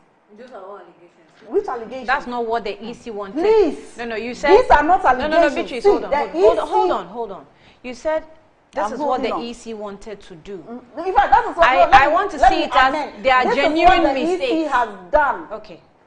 Let me not wanted to do. This is what the EC transfers has done. Not intended. What is not intended? To do gerrymandering. How do you know the EC's intention? But how do you know the EC's intention? I know by what has been done. Okay. I know that the EC has admitted that without the consent of people, they have transferred people. But the EC said that they have suspended the electoral officer or the district officer at Pusiga for illegal transfer. So the EC has admitted that they have done illegal transfer. True. And you are saying that after their admission, what is their defense? If you want to be a lawyer, come right with the laws. Which laws? Yeah, you want to defend the EC and come right. They themselves have admitted that what the NDC is saying is true. I'm not defending. You see, I'm not even quoting any law. I'm just saying that this is what you said. This is what the EC wanted to do. In fact, this is what the EC has done. I've amended it. Maybe that's even safer than to yes, say that's what they wanted to worse. do. Because then when you say this is that's what they EC wanted to do, then it means that they planned to do it. Yes, this gerrymandering calculated to aid the election, the NPP. And you know, on Saturday I had the opportunity of watching the EC rep on TV3 Key Issues also. You see sometimes and the EC believes that, excuse me to say, everybody is so stupid because maybe their allies think that everybody is not thinking except them. You know what the EC's defense is? That the reason why we had these illegal transfers is because the EC didn't have what we call the liveness test to detect that at the time of the transfer, a person ought to be physically present as mandated by law. And that after the NDC raised these concerns, the EC had gone ahead to now procure that software to make sure that, we now have this transfer. I mean, we a pass. Does it make sense? That you needed a software to make sure that people are not illegally transferred against their consent. In your right senses, you did not procure these softwares. After you have illegally done the transfer, now you have procured the software. What will we use the software for? What is the use of the software? We should even be investigating them for willfully causing financial loss to the state. With whose money? But the government is the one that provided the money, so we should even ask, seek answers from the day of accountability will come. And that's why we like the Operation Recover or Loot. This time, we are not just prosecuting people. You will sell your house and carry the cash physical and bring it. The house that you bought and the hotels they are building from these corrupt practices, they will sell, they will auction them at for sale value, and they will come and make partial payment. But the point I'm making is that it tells you the weakness in the logic of the EC and their duplicity in how they have illegally transferred the people. And you see, the point also has to be made that, Annie, if you look at how the transfer is made, you cannot sit in the district offices and make the transfer without the tacit approval of somebody at the headquarters. And here, I will lay the blame squarely at the doorstep of Madam Jane Mensah, Boss Manasari, and Dr. Ofori, who is the head of IT of the EC. Because before you can have access to the system, somebody at the headquarters must have given you the access that you can go into the system and illegally transfer people out of where they are. That's why you're asking for audit for both the system and the IT register system. Because it will show trace that on 5th January, this person entered the system. On 20th May, this person did this and this person had access. Because how do you do transfers at the time when it is not open to transfer? And Annie, this thing we are complaining about, for which reason we are urging many people to come out tomorrow and safeguard our young democracy, is not just about the transfers. By our audit, which we are not even done, and we keep discovering more, is that 3,957 voters, their names have been deleted or excluded from the 2024 register. And it could be you, it could be me, it could be any of us watching and listening, that you get to the polling station and you want to register, and then we cannot find your name in the register.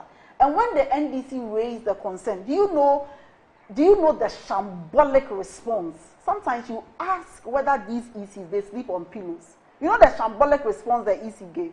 That don't worry, when you go to the place on the day of voting and we can't find your name on the register, we will use pen to write your name if you have the voter register. Yeah. That's what Dr. Maneboama mentioned, the Richard Anyagba case. Yes. That it was typically an example of that. Of Richard Anyagba's case. So it tells you the duplicity. And you see, the MPP is hoping that there are machinations in 2020 which they used to rig the election. And these are some of the things they did. And so they are hoping that they would be able to do same in 2024. I said 2024, it will take them like rapture. You watch. I think we are all in Ghana. So this is what Dr. Bosman said. According to him, when generating the data on voters, the system added all the transfers made from 2020, 2023, and 2024 together. That's what he said. Let me show you. He, however, stated that the Commission has segregated this anomaly. Asked why the Commission has not presented the corrected register to the political parties to quash the concerns raised, he said that it is still being updated, but the final register to be used for the election will be given to political parties. And as to when, we don't know yet. You see, I will address Bosman, but Bosman is not my concern. This morning, I want to speak to Ghanaians. In addition to that 3,000 and over names which have been deleted, and 2,094 have been found not to be in what we call the absent list. This is what the absent list means. When you vote in, let's say, Nungwa, and then we all transfer our votes from Nungwa to Laboni, the Nungwa register we'll have what we call the absent list to show that although maybe 3,000 people are registered to vote here, 200 people have transferred their vote. So these people, they are not part of the people that we expect to vote at Mwa. So the political parties will have that list to ascertain those people so that on the day of voting, Annie will not come and say that even though I used to vote in Mwa in 2020, having transferred, I'm coming to vote back. That, we don't have 2,000 of that. And you know, this is where the theft and the major one occurs. 243,000 people, 243,000 people who transferred their votes in 2023 have now been added to the 2024 voter transfer list, making it a little over 500,000. And so we cannot tell the real people who transferred their, and that is where their gerrymandering comes in. This can never be incompetence. I mean, let's not assume that the EC is so stupid and dumb that they, no, let's not do that, because we've had a register in 2008 before. This could not be done. Or the electoral commissioners were not interested in doing this, so it was never done. We've had the 2012 register. In fact, even the 2016 register that they audited, they never found any of these there. That you had transferred people, and we had the transfer list already. Then subsequently, when you do another transfer, you add just to bloat the figures. So now they've just muddied the water. You can't tell who transferred in 2024, who transferred in 2023. And that is, we are just all going about it. But that can be separated. That can be segregated, right? Yes, but it is deliberate. It is deliberate, and that's a huge number in an election where you just need 50 plus 1% to win.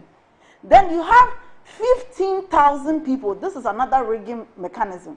15,000 people who are captured on the EC's data as transferring their votes. But where they transfer their votes from, we don't know. That is why you had some of the matters in Pusiga. So they just have a transfer list that 15,000 people have been transferred.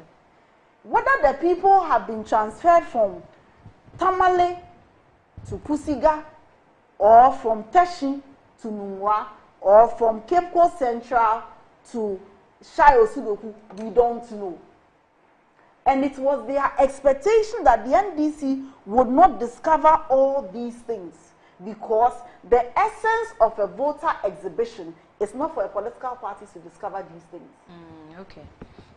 So you can tell that this is an EC that is in bed with the NPP.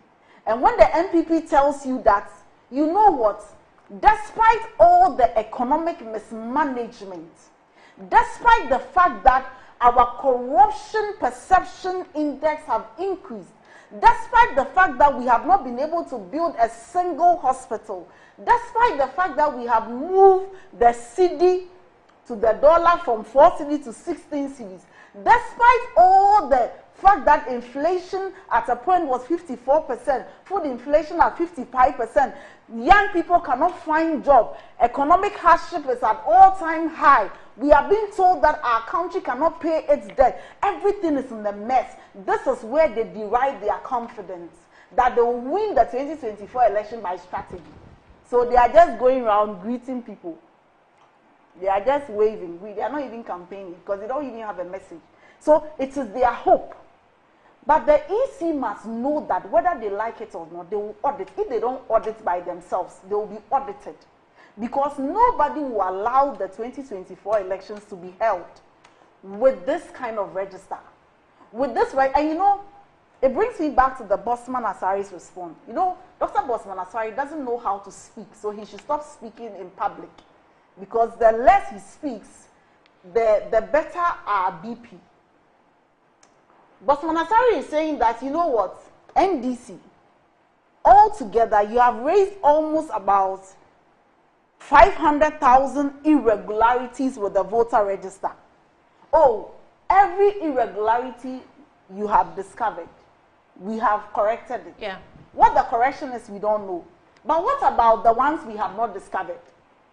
What about the ones that will be done after your supposed corrections? What about those things? What will be our remedy at law before going into the election? So maybe Bosman Asari should pause, and when he's talking, they should be thinking.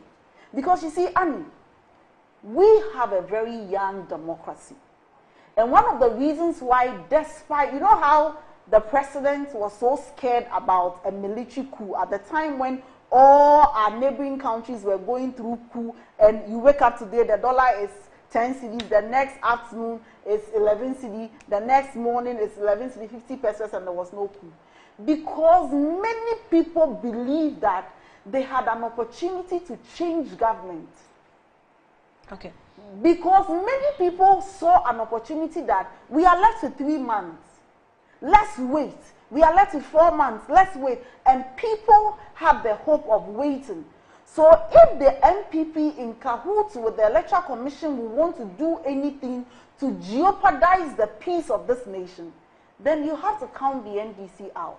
Okay. Because, and in concluding, we would not allow what happened in 2020 to repeat itself in 2024, because they know that the EIE, Fitch, Global Info Analytics, their own internal polls, and the BNI, now NIB, shows that this government cannot even win the election by 45%. They know. It's not as if it's a secret that we are hiding. We all know. We are all at the very highest level of politics, and we all are privy to some of these decisions. All right. And their only hope is this, and I can tell them that they should watch out. The NDC tomorrow is just the beginning of the things to come. So if you're a Ghanaian, don't say this affects the NDC. Join the NDC, even if you cannot join in person. Use your social media handle, tweet. Let's all speak about democracy, because these days, look at the embassies. When you go, they won't even give you the visa. For the neighboring countries you think you can run to when there is a fight, they speak French. Do you speak French? I don't. And so let's not think that it's just about the NDC trying to win an election. It's about the NDC trying to safeguard our democracy. Right. And we must all come on board to safeguard it. So Mark from USA is saying that the United Nations Development Program, UNDP, sponsored an audit of Ghana's electoral register in 2015. This was in response to concerns raised by the New Patriotic Party and other stakeholders about the credibility and accuracy of the register. In 2015, the NPP, then in opposition, called for an audit of the electoral register, citing concerns about the presence of ineligible voters, duplicate registrations, and other irregularities. The Commission of Ghana, that's the Electoral Commission of Ghana, initially resisted the calls for the audit, but eventually agreed to a limited audit with the support of the UNDP. The audit conducted by the team of the internal experts aimed to verify the accuracy and integrity of the electoral register. The process involved a thorough examination of the register, including checks for duplicate registration, ineligible voters, and other discrepancies.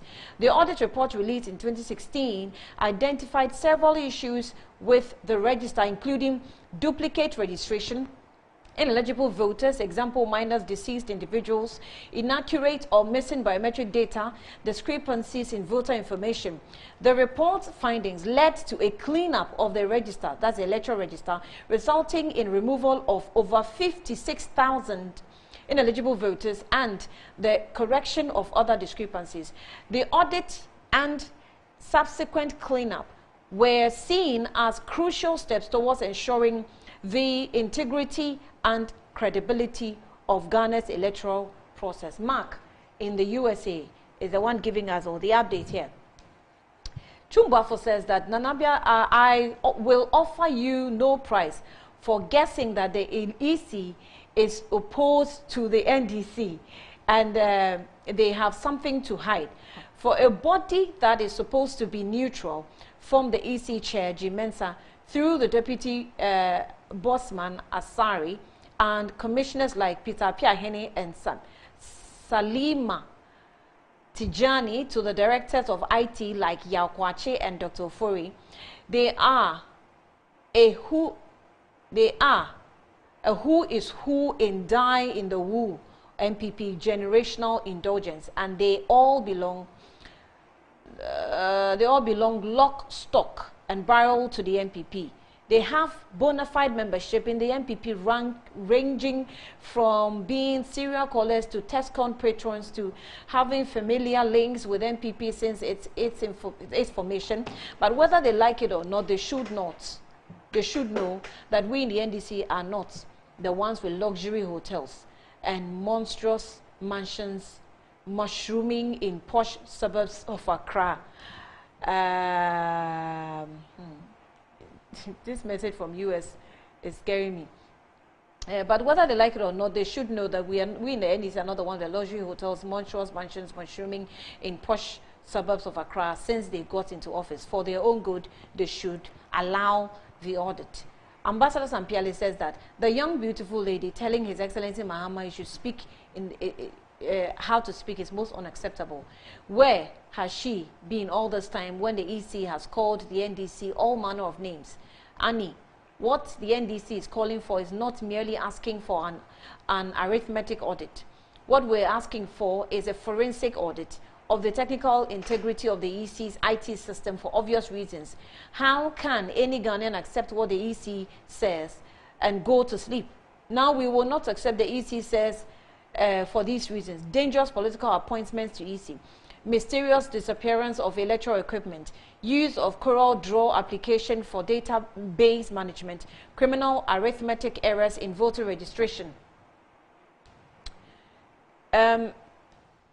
Evans Dinko Gary says that, Annie, this is what the President Akufo-Addo said on July 31, 2024. Our message to Dr. Afari-Jan and the Electoral Commission is simple. We need a register that truly represents those who are entitled to vote in Ghana. The current register is bogus, and we're not interested in playing the blame game. We're only interested in doing what is right for our democracy.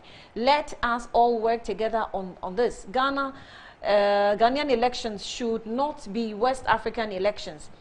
July 2017, Charlotte Osei, others must resign. Peace Council. The chairman of the National Peace Council, Most Reverend Emmanuel Asante, is calling on all the commissioners of the Electoral Commission, led by Charlotte Osei, to resign. We don't need a demonstration at this time. We need dialogue. Reverend Emmanuel Asante, Asari Kumi. The clergy were called to speak by MPP Samia Oku in 2016, and you see the hypocrisy of my religious leaders. Are they the next generation? Are teaching the next generation? Ghana really needs to reset. Okay, I have a number of messages, but I'm actually pressured to go on a breather. Let me take a breather. I'll be back, and I'm sure Lily will make some responses to comments made. I'll be back shortly.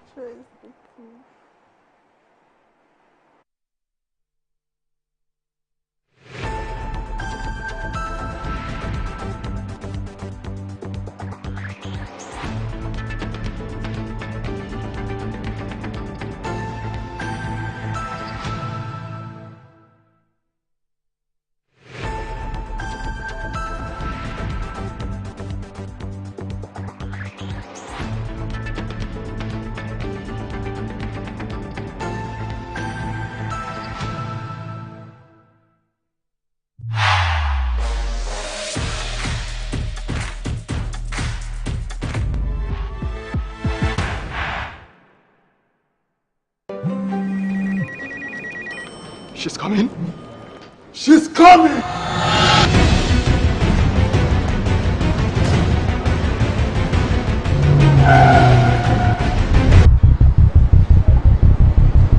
Oh, it's in. Red Hour Cito!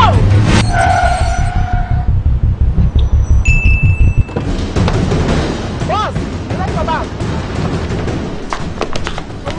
Here, take this. She's coming. I know. Go to the pharmacy now. She's coming! Oh.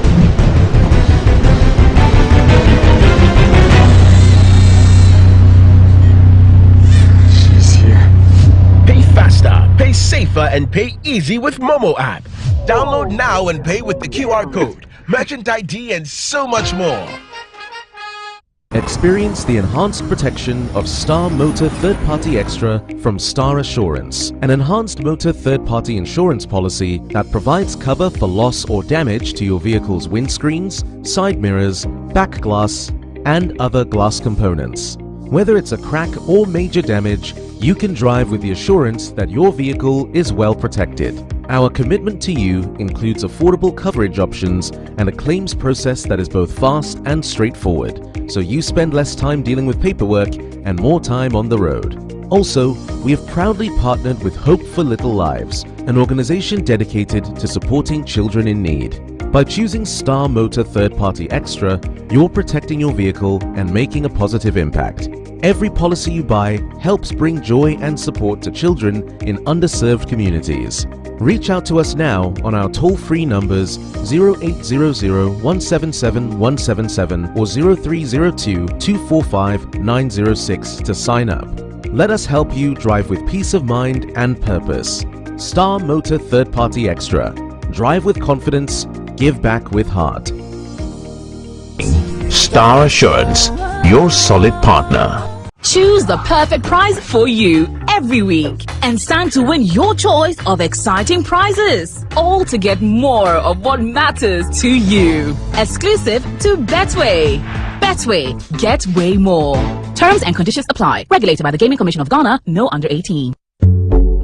In today's modern world, stairs are a challenge, especially for our elderly and those with health concerns. Navigating them can be difficult and even dangerous, but there's a safer way to move vertically. Lifts and Elevators Limited Company, your answer to a more accessible and secure vertical transportation. Our elevators and escalators, including top-of-the-line pneumatic vacuum elevators, Fuji elevators and escalators, offer a safer and more convenient alternative, eliminating the risks of stairs and enhancing accessibility for homes, businesses, and hospitals. Choose safety and convenience with Lifts and Elevators Limited Company. Elevate your spaces today. For more information, visit our website at www.elevatorsgh.org or call now on 0200-535-515. Lifts and Elevators Limited Company, the elevator people.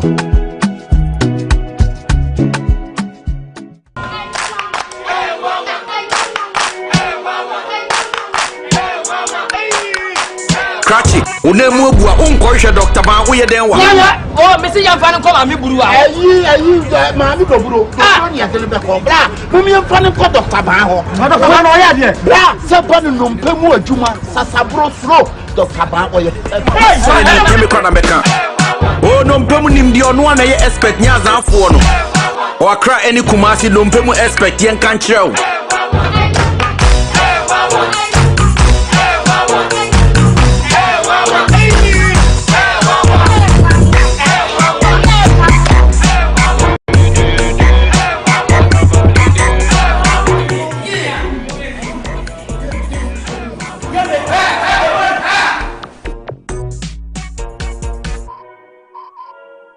The luckiest. Star 712 hash. Luck is everywhere. 8K. Hey, you get an 8K. Get a package when you come out. Wallah. Hey, wait. You go put it on his tab. This is my man. Good luck. Hey, we'll wait here. We have star 712. I'm on dialing the magic numbers. Star 712. Now welcome to the luckiest. And now with me at home ticket. You can buy for yourself or your loved one. Mommy, tell mommy who's here. You're buying for me, right? Or who else? Oh. Let's choose buy tickets for others. Love you, boo boo. Maybe straight to option 4. Now, you need to buy tickets worth 50 Ghana to qualify. Yes, you can buy random or preferred tickets. I'm choosing random tickets. Listen, if you buy the random ticket, the system chooses a random number for you. But if you buy the preferred, you get to input your own preferred 5 digits. 5. Baby, give me your 5 numbers. And how much are we buying? Babe, look at the body and buy you. With your body, Hey, there are. Tread cautiously. Now follow the prompts and confirm. Now with the luckiest The Luckiest is regulated by the NLA on the Caritas platform, not for persons below 18 years. TNCs apply. Hello, my name is Roland Walker. I'm here at Coastal Park.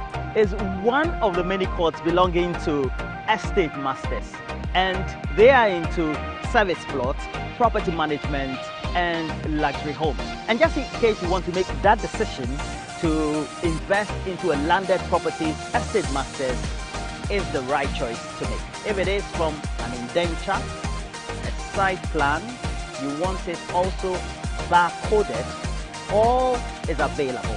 You might have heard about Chopoli. It's where we have the next cottage of estate masters. It is not only one of the thriving, but the most inviting landed property sites for you also to invest in. We encourage you, do invest in the next cottage at Chopoli. It is just close to the yet to be demarcated airport. That also will be a valuable property for you to invest in.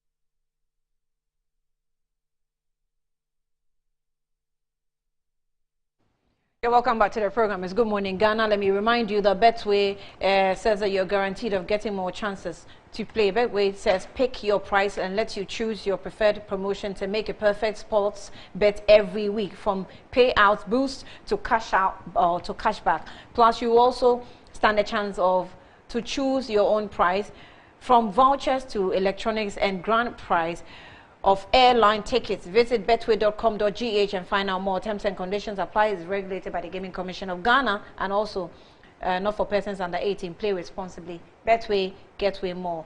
And also, lifts and elevators is also still on the market, providing you with the best American pneumatic vacuum elevators, and it also can be fitted in both your homes and offices. For 3 days, you can have a custom-made one for you. Comes in 3 custom-made modules. Wheelchairs also can be fitted in them. Lifts and elevators is located at Sakumono. Reach them on 0200-535-515 or send them an email to elevators@gmail.com for consultations and best solutions for your homes and offices. Lily, let me come to you, right? Right. Yes, it's on the easy. So with all that that has been said, what do you make of it? Because well, I think the issues have been overemphasized in terms of persons that have been appointed to the EC overly politically exposed. The EC itself and what he has done before. A case of example is how EC committed such a blunder, and for 4 years we've lived with it and forgiving the EC. And we are quiet. So a lot of the mistakes, if they are identified, you can but only hope. Yeah, honey, my point still holds. The response EC have given to the NDC, that the issues they've raised has been rectified. I would like to find out, has the NDC confirmed whether the EC have done the needful or not? Now, my sister here was making false allegation. MPP, we have nothing to hide. Believe you, the polls are coming. Of course, we are working. We are on the grounds working. And when I say that, when you sense defeat, I think that's where you come out with false allegation. Because if indeed you are working and you touch base with the people, you know your strength. You know that definitely you're going to win. There is no cause to worry. My concern is if the NDC is calling for audit and EC has given a response to that, let them verify, get back to us and let us know whether indeed EC responded or not. Then we take it from there. But to go on demonstration, all in the name of to rig elections, and therefore you have to, go on demonstration against the EC, of which to the EC, your grievances have been addressed, then I don't know what the NDC is about. But to be honest, I must be fair with Beatrice. Yes, the way she speaks, I mean, I get the impulse as if she is a repository of knowledge, and that is wrong. You know, we are here to also inform our members, our viewers. Some are privy to information that even us sitting here is by opportunity and by virtue that we are serving our parties. And therefore, when we get the platform, at least there are some, position that we take, we have to tone down, believe you. Example, in all your utterances, you see, well, for me, I'm always cool with any character I meet. However, the people watching us, what is the impression that you are laying before them? Because one way or the other, in future, you will hold a position like that. And if somebody is to sit and to talk bad or to say words that is not palatable, would that be fair? Example. Yes. Well, I can't go back, but it's just an advice because we are all sisters. You can't advise them. Well, one way or the other, we all advise now. So I'm learning from you, you're also learning from me. One way or the other. So what do I You've learn said from? so much, so if we play back, we can get what you one. played. Right, but one thing I have to assure Ghanaians is that MPP, we have nothing to hide. Believe you, our flag bearer is on the grounds working, campaigning vigorously. Likewise, the running mate is also doing same.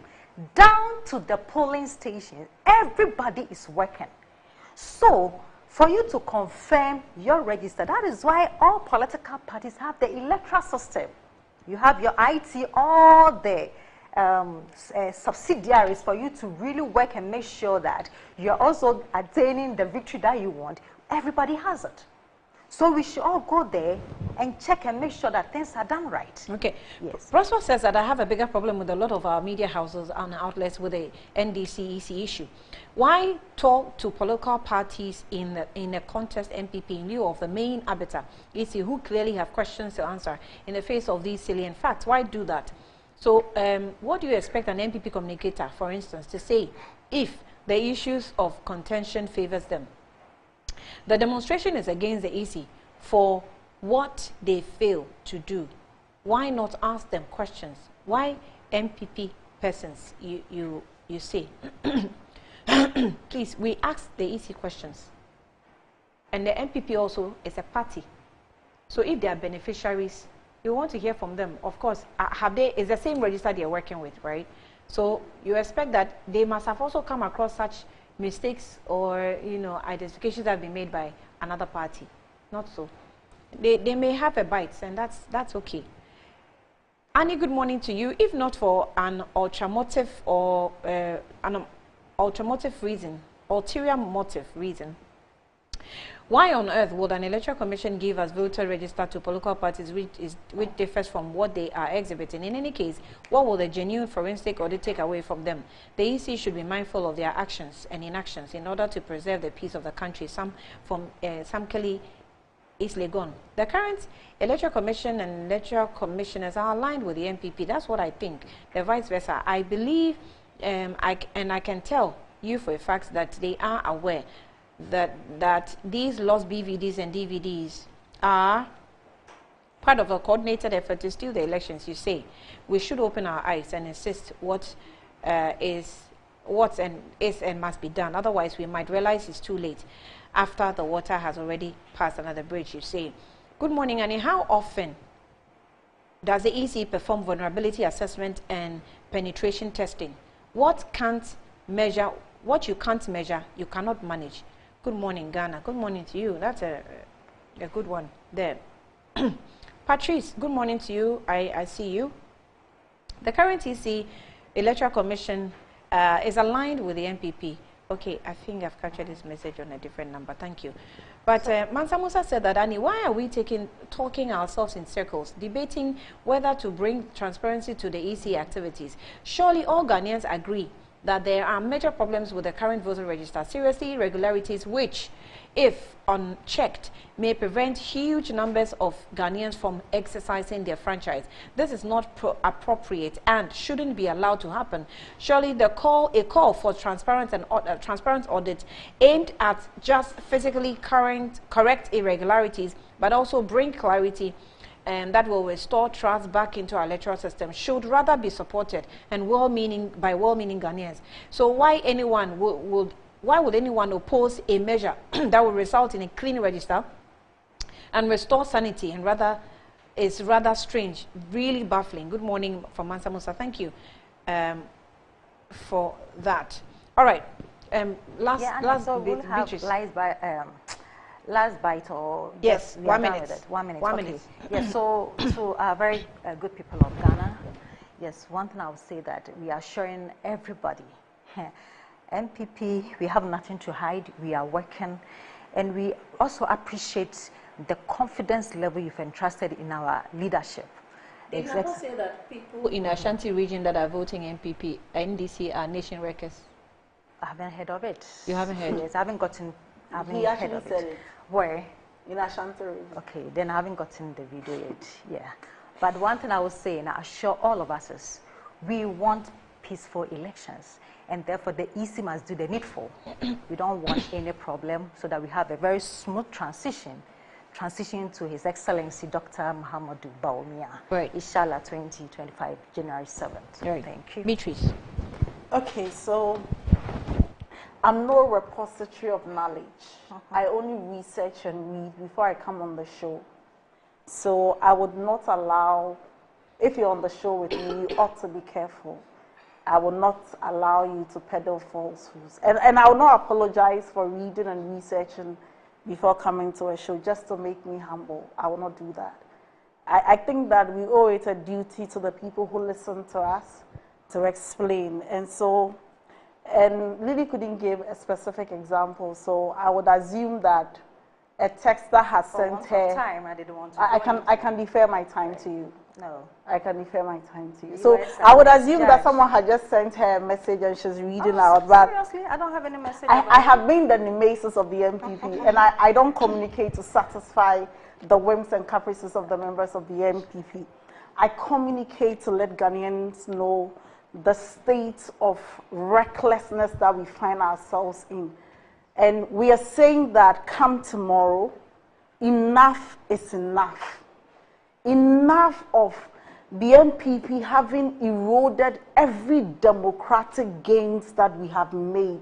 They have politicized every institution. Today, we cannot even speak up for our courts. The Afrobarometer is showing that 8 out of 10 Ghanaians don't believe in our institutions. Enough is enough. 9 people out of every 10 people say that our country is in the wrong direction. And so the MPP people cannot be the only people with wisdom. If you have 9 people saying out of 10, it means that even MPP people believe that the country has gone in the wrong direction. Ghana is the only country we have. And let no one blackmail you into believing that by speaking up, by calling out the EC, by saying and speaking up against the ills of society while they fatten their bank account, it means that you are being a repository of knowledge or you are a nation wrecker. Let me tell you, Annie, if many young people had 1% of what Nanado's daughter had out of the $10 million that was paid to her to repair ambulances, our lives would be better. If many young people had the opportunity to work in the homes of the other part and had access to the money under her bed this morning, so the MPP can look at their bank accounts. They can look at the asset they have acquired. People, Eugenahi, who was being given money by the wife to pick Churchill, he couldn't even afford dropping. The wife says that he picked Churchill, she used to give him money. Today, they have houses at riverfront. They have cantonments, AU Village. Kejemfua has bought AU Village for how long? Less than 200,000 cedis. So while you are grabbing the state's lands, while you are engaged in the SML corrupt deals, while you have sunk $58 million into the cathedral, and Ken Oforiatta has made in excess of $9.2 million by just borrowing and leading our nation into an abyss. If the only thing the citizens are left with is the ability to choose for themselves who to lead them, Let no one gaslight you into believing that this is an NPP NDC thing. And so I urge every Ghanaian that tomorrow at exactly 6 a.m., the NDC, together with all Ghanaians who want to safeguard our nation, protect our resources, and make sure that our young democracy is protected, please join us. Use your social media handles. Join us at Circle Brasford while we march through Parliament and then end up at the Electoral Commission's office. For this, but you say you're doing it across the country. Yes. How? Yes. So and in that's all for the regions. Accra. And that's for Accra. Okay, what you gave is Accra. Yes, that's for Accra. And then in all 16 regions, find where the NDC is converging and join them. Because, Annie, when all is said and done, the only thing we have is our country. And so if you have dissipated our resources, if you have stolen so much and enriched your families, at least our right to vote, our right to choose for ourselves which governments we want should and cannot be taken away by the NPP. So when we talk, maybe they judge us by their bank accounts. But, and you know the irony, many of the NPP people are even suffering more than us. Many of them, I keep saying it and I will ever say it, when you go on shows with their communicators, some of them also pick Uber. If cars were so cheap and the duties at the port could be paid, why don't they have the cars? We are all suffering. When we buy the prices of kinky, the prices of bed, you are also suffering. So it's not just about the, and we have seen a Kufuor MPP before. But there's nothing wrong with picking Uber. There is nothing wrong with it. It doesn't mean they don't have cars or they don't have the money. There is nothing wrong with it. What we are saying is that when we are complaining, don't make it look like there is a set of people complaining about hardship. But the part of Ghana where you live, everything is right. Because we know everything is not right. We also have friends in the NPP. Their lives are worse off. So all of us should come together, whether NDC or NPP, to tell these people that if you have destroyed our gains, if you have destroyed our economy, if you have destroyed everything, the only thing we have is our constitutionally guaranteed right to vote and to elect for ourselves a leader we want. It doesn't matter who that leader is. You must not interfere, because that in itself amounts to a coup d'etat. And so let nobody gag you. Let nobody gaslight you. Let nobody blackmail you. Come out, join the NDC, because you only have one Ghana, and let's protect it from these nation wreckers. Right. So I just want to read this before we close. I'm sorry. Okay, I think I'll leave it. I'll leave it for another time. It's about the land grabbing issues that former EC boss was mentioned as buying a property, and Gabi Achidakon has spoken to it, explaining why he didn't mean to tarnish the name of the former boss, but I think we'll raise it on the day that we're raising issues on the land and grabbing matters. I thank you, ladies, for coming through. Yeah. We'll see you another time. And thanks for watching. We're back tomorrow with Good Morning Ghana. Enjoy the rest of our programs.